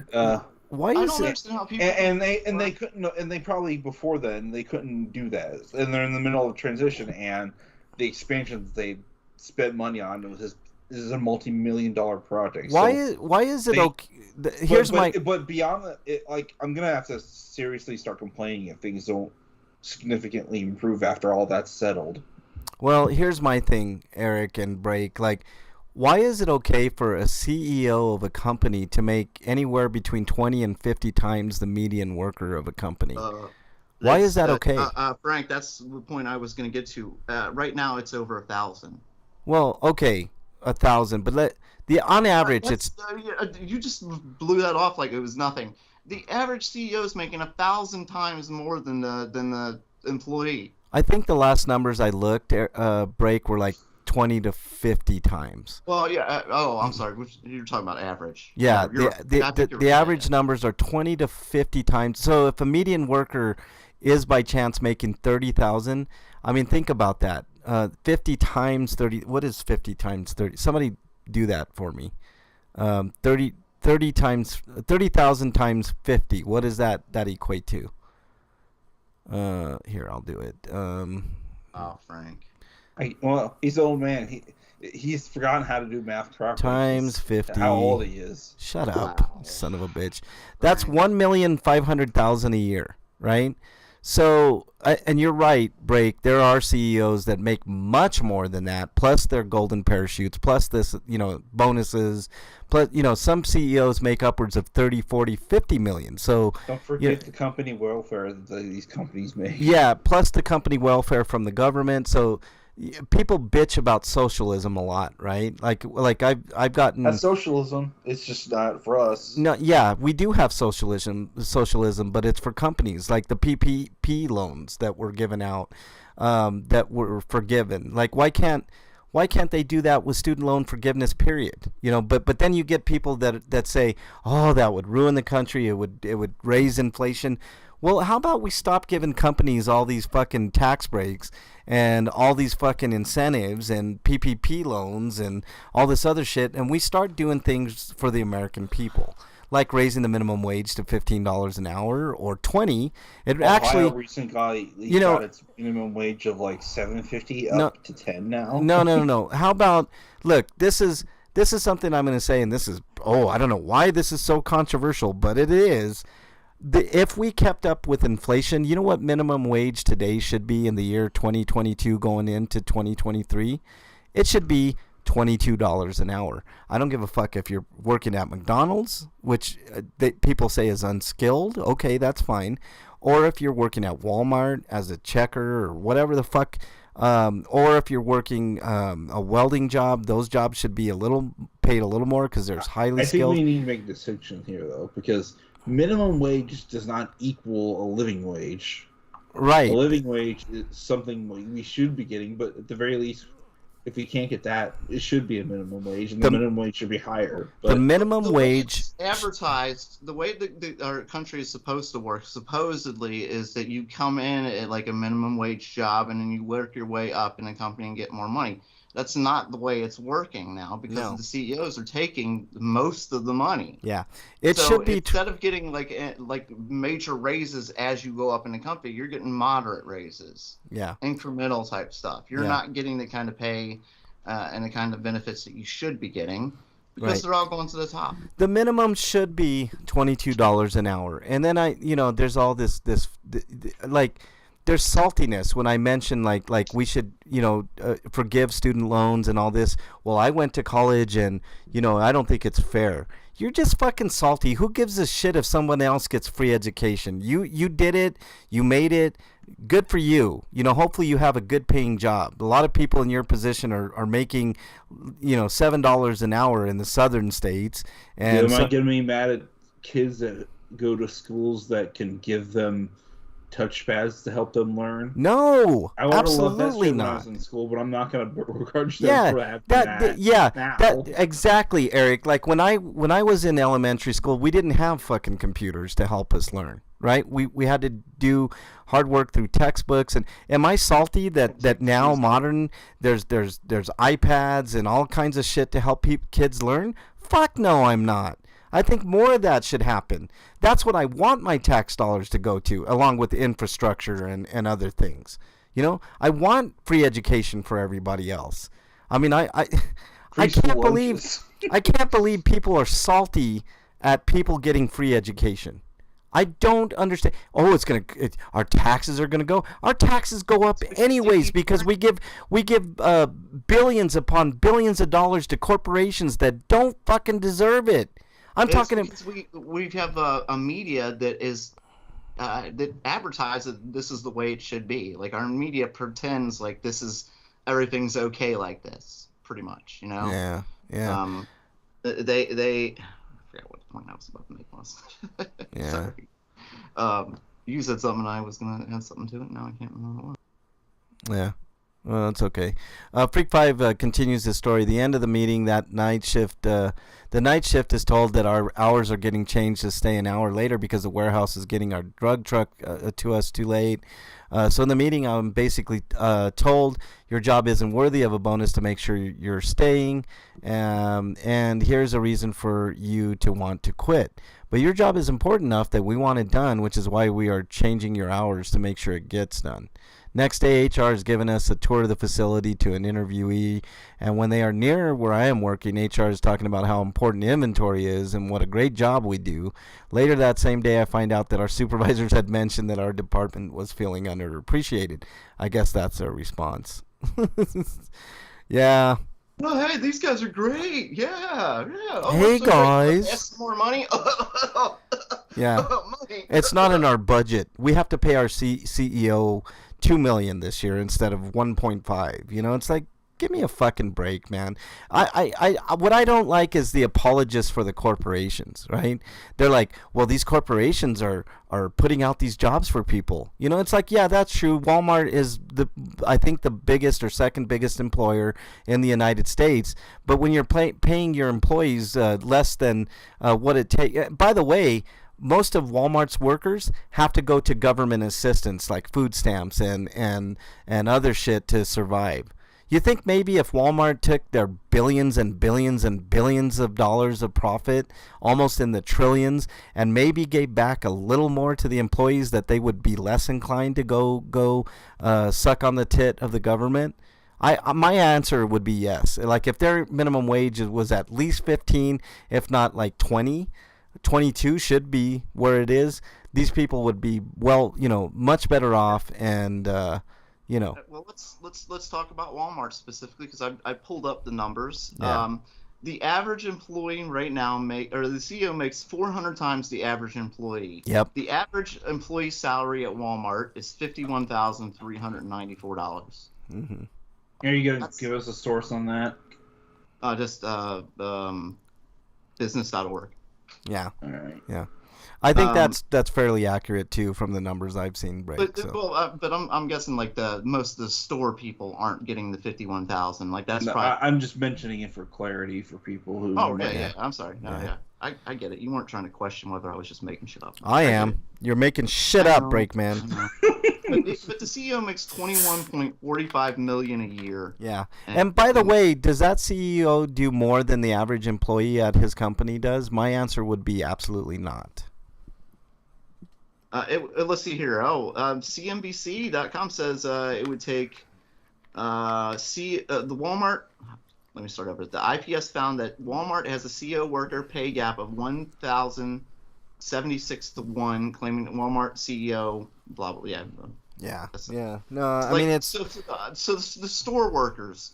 That's where I was seeing that like the store workers are the ones that are really getting fucking hosed. Yeah. And by the way, Walmart paid no taxes last year and the year before, and had record profits, by way of government subsidies. Amazon was another one that actually got a refund. So if that doesn't make you sick, I don't know what will. You know. So you go. Think about what happened during the pandemic. The government gave out billions and billions of dollars to offset the money that companies were going to lose for shutting down. What did 90% of those companies do? Buy back their stock. Well, before that, when they were getting the loans and when the pandemic started, they fired people. Yep, fired a lot of people. Fired a shit ton of people. Mm-hmm. Like people are completely expendable, and they have the money. The government compensated them enough money to keep staff. Yeah, we've had gaming stories like that. Money for themselves instead. Wasn't there an EA story about how they laid off all these people, yet they had record profits? Why? Why did they lay them off? So they could make even more fucking money. Yep. It's like, Jesus Christ, is there? Does Kotick, not have a fucking enough money? I mean, he's got to be close to a billionaire by now, if not. A lot of these companies use the pandemic as an excuse to cut their costs. You know what I mean? Right. Like to get rid of and they could just start over when the pandemic was over. If they needed more people, they'd hire them on at that point. But yeah, they just pretty disgusting. Yeah. Yeah. All right. Okay, we've got very little time to go through this, Eric. But let's do this Bayonetta 3 fiasco again. We talked a little bit about last week, but I'm sorry, Breakman. Was there anything else that you had? No, I Okay. did. I can't remember. Oh, okay, sorry. But we need to get through this. Bayonetta 3 fiasco. It took a weird turn. You want to talk quickly about that, Eric? Yeah, I've got to link to the article here, but I'll put it in the chat after I'm done clicking here. I'll go ahead and do it here. But no, I got it. All right. But basically, Helena Taylor, the voice actress for the original Bayonetta, put out a video saying why she wasn't going to be doing her role in Bayonetta 3 instead of Jennifer Hale, who's now the voice of Bayonetta, is because when she went to talk about payments with Nintendo and Platinum, and maybe even Sega, were offering to pay her. This is what she claimed at the time: $4,000 for the whole thing for all the sessions, when it was actually more to the tune of 15 to 20, depending on how many sessions they actually get all that done. But anyways, when she did these videos, she basically threw Jennifer Hale the bus, which was kind of wrong, but she also basically accused Hideki Kamiya, the director of Platinum, of lying, and the offer that he actually gave her, along with Nintendo and Sega, and it basically had a lot of people upset and yelling at Kamiya, which they should, but not for this reason. The reason being that she was lying about the payment that she wanted and what they were offering. But Why did she lie? You know? I don't think she lied. There's conflicting reports. They're saying that they offered her like $4,000 for like a session, which was up to per session for a number of about 4 to 5 sessions, which would equal about 15 to 20,000 K in total. Yeah, which is more than actually the standard rate, but it did trigger a wider discussion about how voice actors are significantly underpaid in the industry. Yeah, I think 12,000 is still too low for a voice actor to add their talents to a game that's made. I mean, by all accounts, what, like $400 million? I think the thing is then ended up being is she wanted 6 figures. Yeah, she wanted 100,000, which I don't think is. I mean, if an actor. I mean, a lot of people online kept saying that she was asking for too much for how little of a franchise this was compared to something like GTA 4, which the voice actor for Nico Bellic got for his role, and he did this without royalties. Yeah. No. And that's another issue that was brought up too, because a lot of these voice actors do these jobs, but they don't get royalties for them. Right, and I think it should be, if you don't want to pay your actors, $100,000 like she was requesting, which I don't think is too much. I think.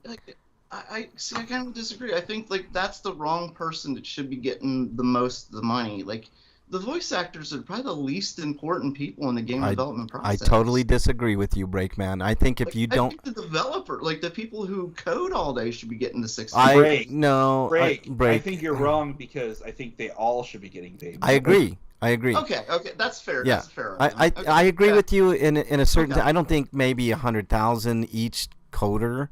I mean, because I think that's coding is tough. It's a tough job, but those people know what they're getting into. I think a fair, above minimum wage for sure for them. Like they shouldn't get paid. And apparently Platinum's the one doing the payout, and Platinum but is kind of hurting right now. But I don't think they're hurting so much they couldn't give her a better offer. No.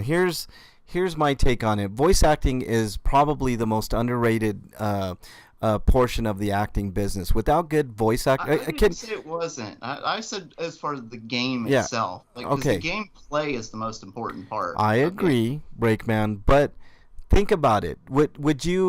Can you imagine? Let me think of a good example. Metal Gear Solid, right? Troy Baker did that for years before Kiefer Sutherland took over for the last game, right? Can you imagine him not in that role? Just some actor off the street, playing Snake? I can imagine just reading text.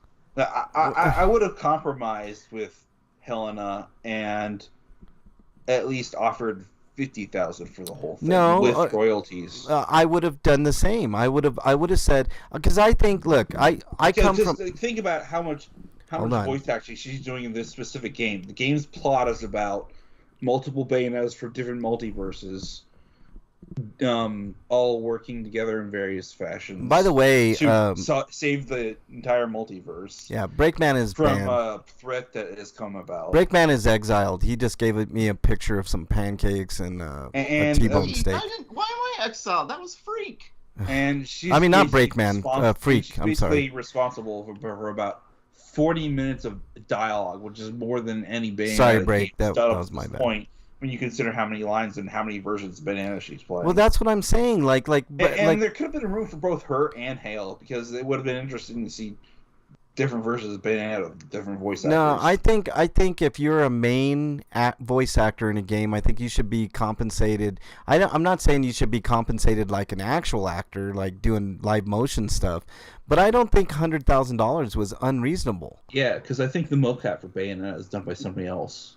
I'm fine. I'm fine with that as long as the coders and the people who are actually making the game play, give them a significant bump. The people that are getting paid the most money, like, I think they should be, because they're the ones who actually make the game. Yeah, no, I agree. I mean, there is a lot of importance there, but without good voice acting, I mean, your game loses a lot. Games that are great with no voice acting. Some. Breakman, but come on, we didn't even really have voice acting until like the mid '90s. And wasn't it dynamic when it happened? When you first started Resident Evil, how bad the voice acting was. Yeah, I understand that. I don't think anything will be as bad as Valis 3 though. Yeah, Valis 3 is pretty awful. But there's so many bad examples of voice acting from like when it was early in the '90s, like the Resident Evils, I get it. Castlevania Symphony of the Night, right? Right. No, look, I think if you get a name actor, right, like Kiefer Sutherland, you think they didn't pay Kiefer Sutherland at least $1 million to do Snake in fucking Metal Gear, whatever it was? Well, let me ask you this: do you think Pac-Man, the original Pac-Man, would have been better for voice acting? No, that's not what I'm saying, Breakman. I'm saying you're distracting from the argument. Yeah, you're doing red herrings, dude. Like, look, what I'm saying, Breakman, is if you have a good voice actor or good voice actress, you better pay them good. Especially if it's a franchise. Like, if you got something, look, Helena Taylor was excellent as Bayonetta. I played both Bayonetta 1 and 2. And she deserved whatever she got. Like, she was good. Like, what would it be for them to give a good voice actor? Let's say they couldn't do $100,000 for budgetary reasons or whatever. But you don't think they could have come up with at least $50,000 for the sessions that she did, at least? Plus maybe a 1% royalty check on the end?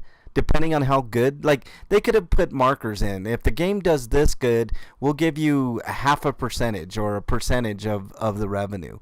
What is wrong with that? I don't understand. Like, you're doing them a service with your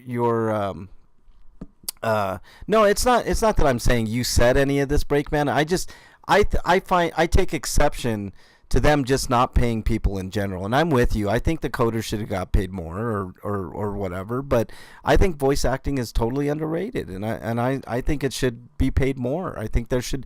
I think the union. Because this stems beyond just video games. There's Yeah. also the anime industry as well. Yeah. We could talk about. Do you want to talk about how the voice actor for Mob and Mob Psycho 300 or 100 got paid like season $100 3, bucks. Yeah. and then was cut out of season 3. Yeah. Crunchyroll decided to go with someone else because they were doing a non-union work for this job, and he only does union work. Yeah, I know. It's just it's pretty ridiculous. And then there's the other conversation about how unions just don't stand up for their workers. And by the way, voice acting isn't exactly the easiest thing in the world. Like without actual acting, like you're trying to portray things through your voice that not a lot of actors are really good at doing. I know Troy Baker. Can you imagine? And then there's all the travel expenses you have to do because a lot of these stupid companies don't let you do work from home. Can you imagine? You have to do right. conventions because you get famous, Hey, and then you have to show Eric, places. can you imagine like for instance the Joker not being voiced by Mark Hamill?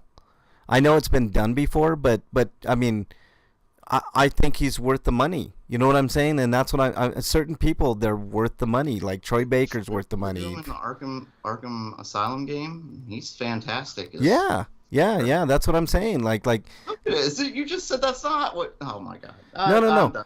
Break. I'm off. saying like people are like there are certain people that are worth the money is what I'm saying. Break. And I agree the coder should get paid more, and I think the voice actor should get paid more, especially if they're like a known commodity, right? Like I mean, you could argue Helena Taylor is only known for her role as Bayonetta because she hasn't done much beyond that. Yeah, and I agree with you, Slagar. If you say you only do union work, then just do union work. You made the rule, not them. I agree with that, but you know, I think compensation should be fair, clear across the board. I've been on record as saying that, so whatever. I mean, it is. The thing what it is, like, they could have negotiated, and they didn't want to. That was the problem. Yeah. All right. Real quickly, my other stinko is YouTube ads, the political ones, because you can't skip them. So it's just a really quick aside. But we need to move on real quickly to Sweetos. What does my tattoo say? Sweet! Sweet of the week! And if you haven't noticed, we're going to be going a little overtime today. But real quickly, my Sweeto, I'm writing a script for a movie, just to let you guys know. So it's basically a movie that's a piece of my life that I want to capture on film. I'll be writing the script, and I'll be probably starting production. When I say starting production, it depends on if I can find actors to work for free, which is a non-union job, and I won't be too demanding. I just want to get this thing done. And plus, I never said that the actor for Mob wouldn't do non-union work, but he'd be willing to for the right price. Yeah, see, that's what I'm saying. Fair compensation for what you do. And also, I got new rechargeable batteries for my Xbox controllers. Breakman, your Sweeto of the week. It's nice weather out. That's about it. Wow, what type of weather? Like 75 or It's what? just nice. It's just nice. All right. Not anymore. You guys are misrepresenting everything I said. No, I'm not picking on you, Breakman, per se, at all, man. I think everybody should get paid. You know what I'm saying? I mean, Horn Dog, a movie by Frank B. My argument was like that. Basically, of the people that make the games, I think the people who make the games should be the most well compensated because we don't actually need voice actors in video games. I think voice acting in video games has proven to be a good commodity for video games. It is. Don't get me wrong. Like I don't want to go back to reading text and stuff like that. Yeah. There's nothing wrong with it. I'm saying you could still make a game and just have text. Yeah. Well, and that's what a lot of indie developers do because they don't have the budget for that. I understand your point, Right. Break, but I think we can't go back to that point. You know what I'm saying? So we need to change with the times. I wasn't saying that we shouldn't compensate them at all. Like I want them to get paid too. If you get voice actors, then you need to pay them. That was my argument. Freak What are Vibes. you actually arguing for then? Freak No, Vibes. my argument was that we should. Never mind. We should pay the coders more money. I agree with you. Built to make the game that you're actually going to play. Yeah. It's the most important part of the game. No, I agree, man, but I think there's way more. First. But That just sounds like a reductivist gamer argument, though. That's all I'm no, saying. no, no, no. He's got a good argument, but the problem is, Breakman.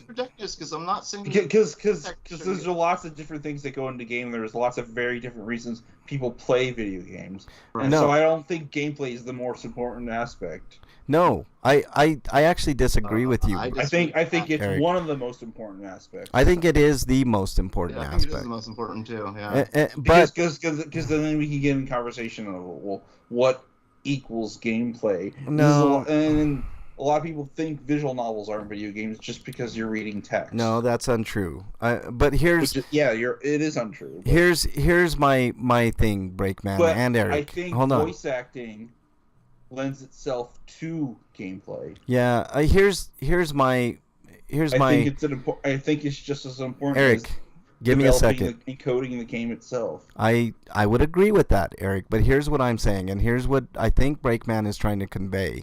The people that create the game, that make the game work the way that it works, should get paid more. Am I wrong or right on that, Break? Right.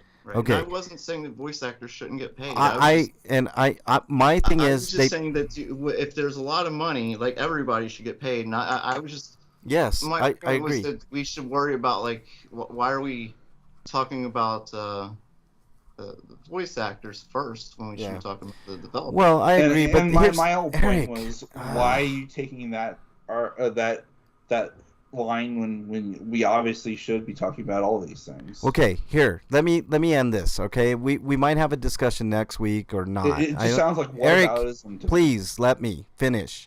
Here's what I'm saying. I agree with everybody involved here, all right? Everybody should be paid more. This is a basic argument about... And yeah, so I wasn't disagreeing with you. So when you're saying like I'm making like a whataboutism, I'm not whataboutism. No, I agree. I'm not saying that you shouldn't pay the voice actors. Here's my What's argument, all right? What I'm saying is that the reason that we can't pay... it's ridiculous to think that we could pay every coder on a game $100,000, right? Voice actors, there's very few of them involved with the game, and that's for good reason, because not everybody can do what they do. I'm not saying coders are less important than voice actors or vice versa, but there's way more coders than there are voice actors, right? So the compensation has to kind of even out a little bit. Do I think they should be paid more? Absolutely. Do I think voice actors should be paid more? Absolutely. I don't know what the truth is with Carrie Taylor.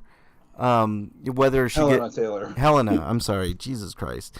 I was thinking of Kelly Taylor, the actual actress. But but 4,000 seemed too low. Even 12,000 seems too low to me. So it was 15 to 20,000, by the way. Well, the numbers I saw vary, Eric. So it depends on what. It was 15 to 20,000 for the whole thing. Okay. But she was making the claim that it was 4,000 for the whole thing. What would be the problem with offering an actor who's been with your franchise at least 2 games, like 1% of the profit? Like, no problem. I mean, that game would have done just as well. There would have been no issues. The people would have made a shit ton of money. The coders should have been paid more. The funny thing about this game and the whole fiasco surrounding it is that we'll be back in just a second, but we'll continue part on of here. me, the cynic in me, almost thinks the entire things might have actually been staged in order to drum up publicity. That's a possibility too. I mean, I wouldn't put it past everybody involved. All right, Eric, we got to get to your Sweeto so we can get to our scariest game of all time. What's your? Those are old, I think, Eric. So I don't think you got one this week, right? Yeah. All right, let's go through. We're in round 4 of the scariest game of all time. I think we've got some great matchups this week. Breakman, take us away. Okay, let's go ahead and just go right into this. Clock Tower versus Eternal Darkness. We all know what you're going to say, Frank, so you can go ahead and start.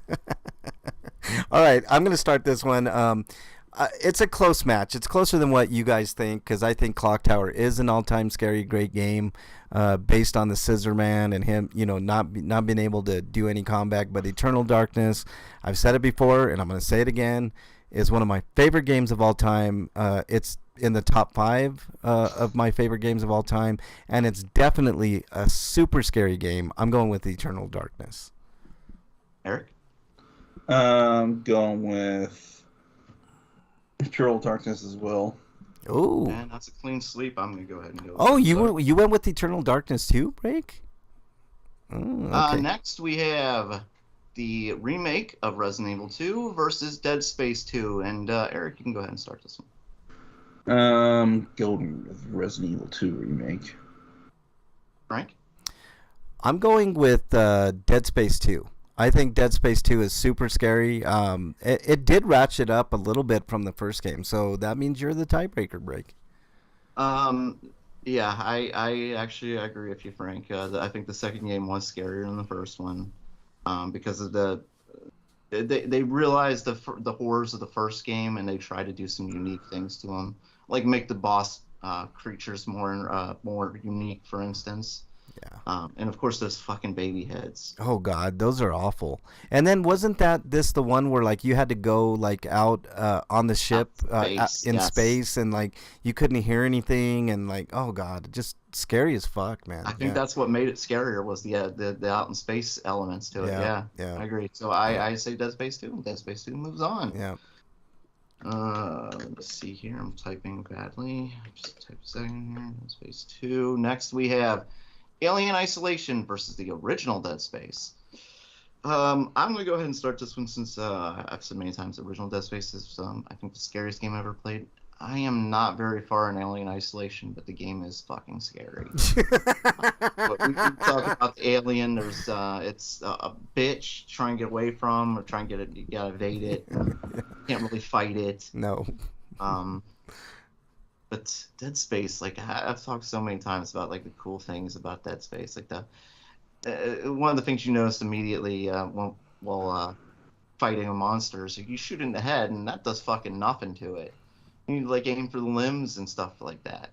So you get the idea right away that the developers were thinking outside the box. Yeah. You know? Yeah. And you can see, like, as you play through it, some of the elements meant to scare you, like suddenly a monster dropping out from the rafters behind you at certain points and stuff. Yeah, the sound design is excellent in that game too. I'm really looking forward to the remake. Yeah. So as of right now, it's still hard, because Alien Isolation, like when anything's hunting you and you're just hiding in a locker, and all you can do is just sit there and hide. Yeah. Wait, and you don't know when you can get out. You're just trying to listen and see if you can hear somebody talking or hear the alien hiss or something like that, and then then they walk past you, and you hope they don't notice you in there. You can kind of lean or be quiet. Ooh, this is a really tough one, actually. I shouldn't have gone first. This is really tough.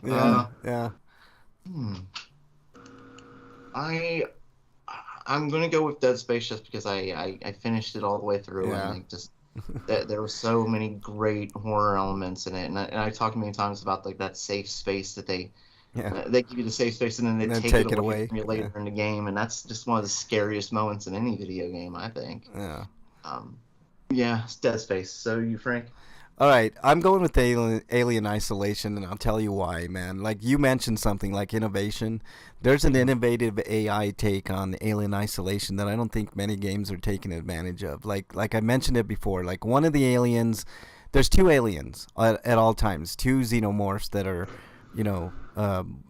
one knows exactly where you are all the time, but it has to rely on information from the other alien. And that's why it's so difficult. Like, but it's fair, right? Like, because the other alien kind of doesn't know where you are. They generally know sort of the areas, so that's why you'll see the alien more times than not. But it doesn't exactly know where you are. So the other alien is kind of it knows where you are, but it has to rely on the other alien. The way that it works is fascinating. I saw a video on it, but I think that's kind of an innovative thing and good for like future gaming stuff. Mm-hmm. Just like Dead Space. Like Dead Space did like the limb thing, and they were thinking outside the box. But Alien Isolation, for me, like, not only did you have to at first deal with the humans involved in that game, which is kind of scary because they're they're enemies, right? And then you have to deal. They basically treat you like Well, yeah, I think every human I've encountered wants to kill me. Yeah. So you have to deal with the humans at first, and then you get involved with the alien, and that's shocking and hard to deal with. And then after that, you have to, on top of that, you got to deal with the fucking robots. So goddamn much. Yeah. Ripley was right. They were suck. Never trust an android. They fucking suck. They're shitty. It's like. So and plus you're acting hysterical. I'm trying to help you as they're killing you. Like I I'm know. You. Like fucking goddamn. They're scary in their own right, man. Plus your isolation. I mean, isolation is a perfect annotation to this game because you're isolated. You're the only one, of your, the good guys, and you're having to stave off or run from I mean, it's just horrifying. It's a horrifying game. So I'm going with Alien. Isolation. I feel like there's more isolation in Dead Space. Yeah, I don't know. You're alone in Dead Space. Yeah, I think you're right, but I just alone in Alien Isolation, you just don't feel safe. Yeah, there's no salvation for you in Alien. It seems like to me it's just I don't know. It's just to me it's an yeah. That's actually a good point. There's no like safety in Alien, but there are safe spots in Dead Space. Yeah. So for me, it's Alien Isolation by a slim margin, but enough to move on. You're the tiebreaker. Yep. Eric? And choose wisely.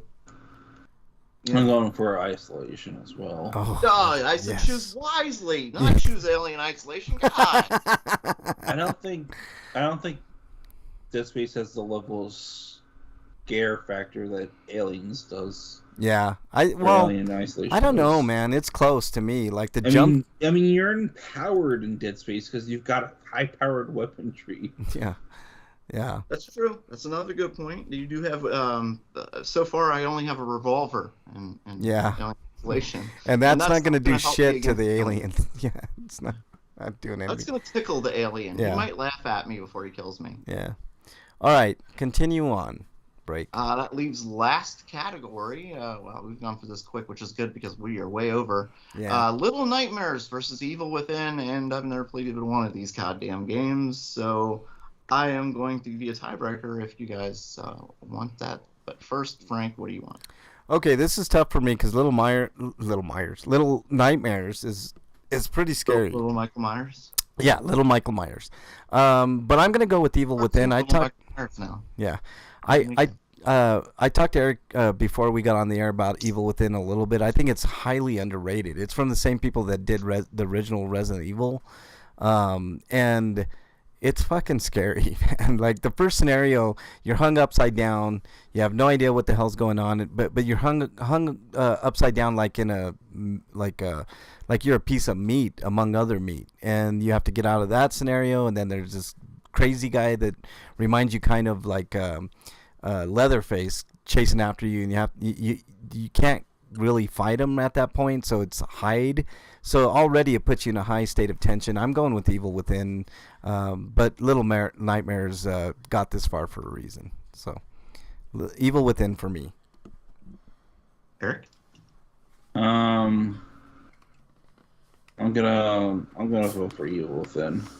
All right. So no need to tie break, Breakman. Fine, I'm still voting for Little Nightmares just because. I like it. Maybe you should have voted first, and then Eric or I could have been the tiebreaker. But I like how I can provide an explanation about something and it's just automatically wrong. No, not always. Just most of the time, Eric. No, I'm talking to a specific individual in chat. Oh, Slagar? Yeah, no, he said. I think it's just a difference in our brains. It doesn't mean I'm wrong. It just means I think differently. Yeah. Well, we all think differently. You're wrong when I say you're wrong. Yeah, exactly. We can all agree that you're wrong about 75% of the time. I just don't Eric. feel as scared playing a game when you can kill your enemies. That's all there is to it. Well, that's fair true. Argument. That's fair. It's fair. All right, so Evil Within. So we got Evil Within versus Alien Isolation as one of the matchups, and Dead Space 2 and Eternal Darkness as the other matchup. God, Lee, man, we can't go wrong with any of them. It's going to be next week. We'll determine the scariest game of all time for sure. So, all right. You know what? We got quick time for plugs. So, break, plug away, please. You can follow me at RPGrinders on Twitter, and that's it. All right, Until Eric. Elon Musk buys it, and then I can get my old account back. Yeah, I know. Eric, your plugs, please. You can find my reviews on bostonpastbrigade.com, or you can go to the audio feed. Nothing this week, but hopefully next week I'll have something. All right. But if you like the audio reviews, which are on the feed, or the written reviews, and you want to support me, there's a link to my Patreon. This is in my Twitter profile, which is @EricRPG. You can go there and give me as little as $1, just a one-time donation even. That will help out. Or you can tell someone else who might be interested and is able to. Yeah. All right. Anything else, Eric? Stay safe. Yeah. Dress appropriately. It's getting colder finally. Yeah. All right, Freak 5, I want to thank you for being in there. Slagar, thanks for being in the chat. Oax2, Alicidra, All Roads Lead to the Farm was in there. Another TV viewer. A10 was in there. Hopefully, Bo Derek was there. That would be cool. Commander Root, Lizzie Beth, and Lara Kraft was in there. So thank you so much. You can follow me on Twitter @Frank Branches, all the systems, RPGrinders. Watch Incantation. It's a pretty good scary movie. If you're looking for something different for the Halloween season, next week we'll be doing the scariest game of all time. I think what is that considered? The semifinal and final round next week. So that's about it. Anything else, gentlemen? Food quest. Yeah. Oh, there we go. All right. Stay safe this weekend. We want to see you back here next week. Until then, we are out. Later, everybody.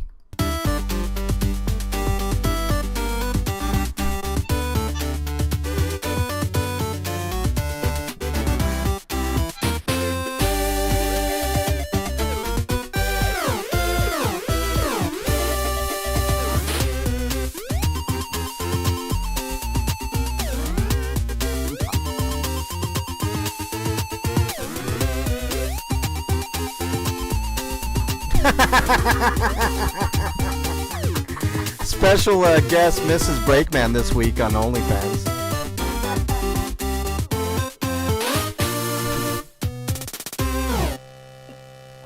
I love it, Break or Freak. It was pretty fun. Porn website. Yeah. Mrs. Breakman was like, ew. All right. Thanks, everybody in chat. Thank you guys so much listening on YouTube. I know there's not too many on YouTube, but maybe there will be. If we get up to 50 subs on YouTube, then we can officially, quote-unquote, go live, even though I've been going live forever. But, you know. All right. Take care, everybody. Have a great day, and we'll see you all next week.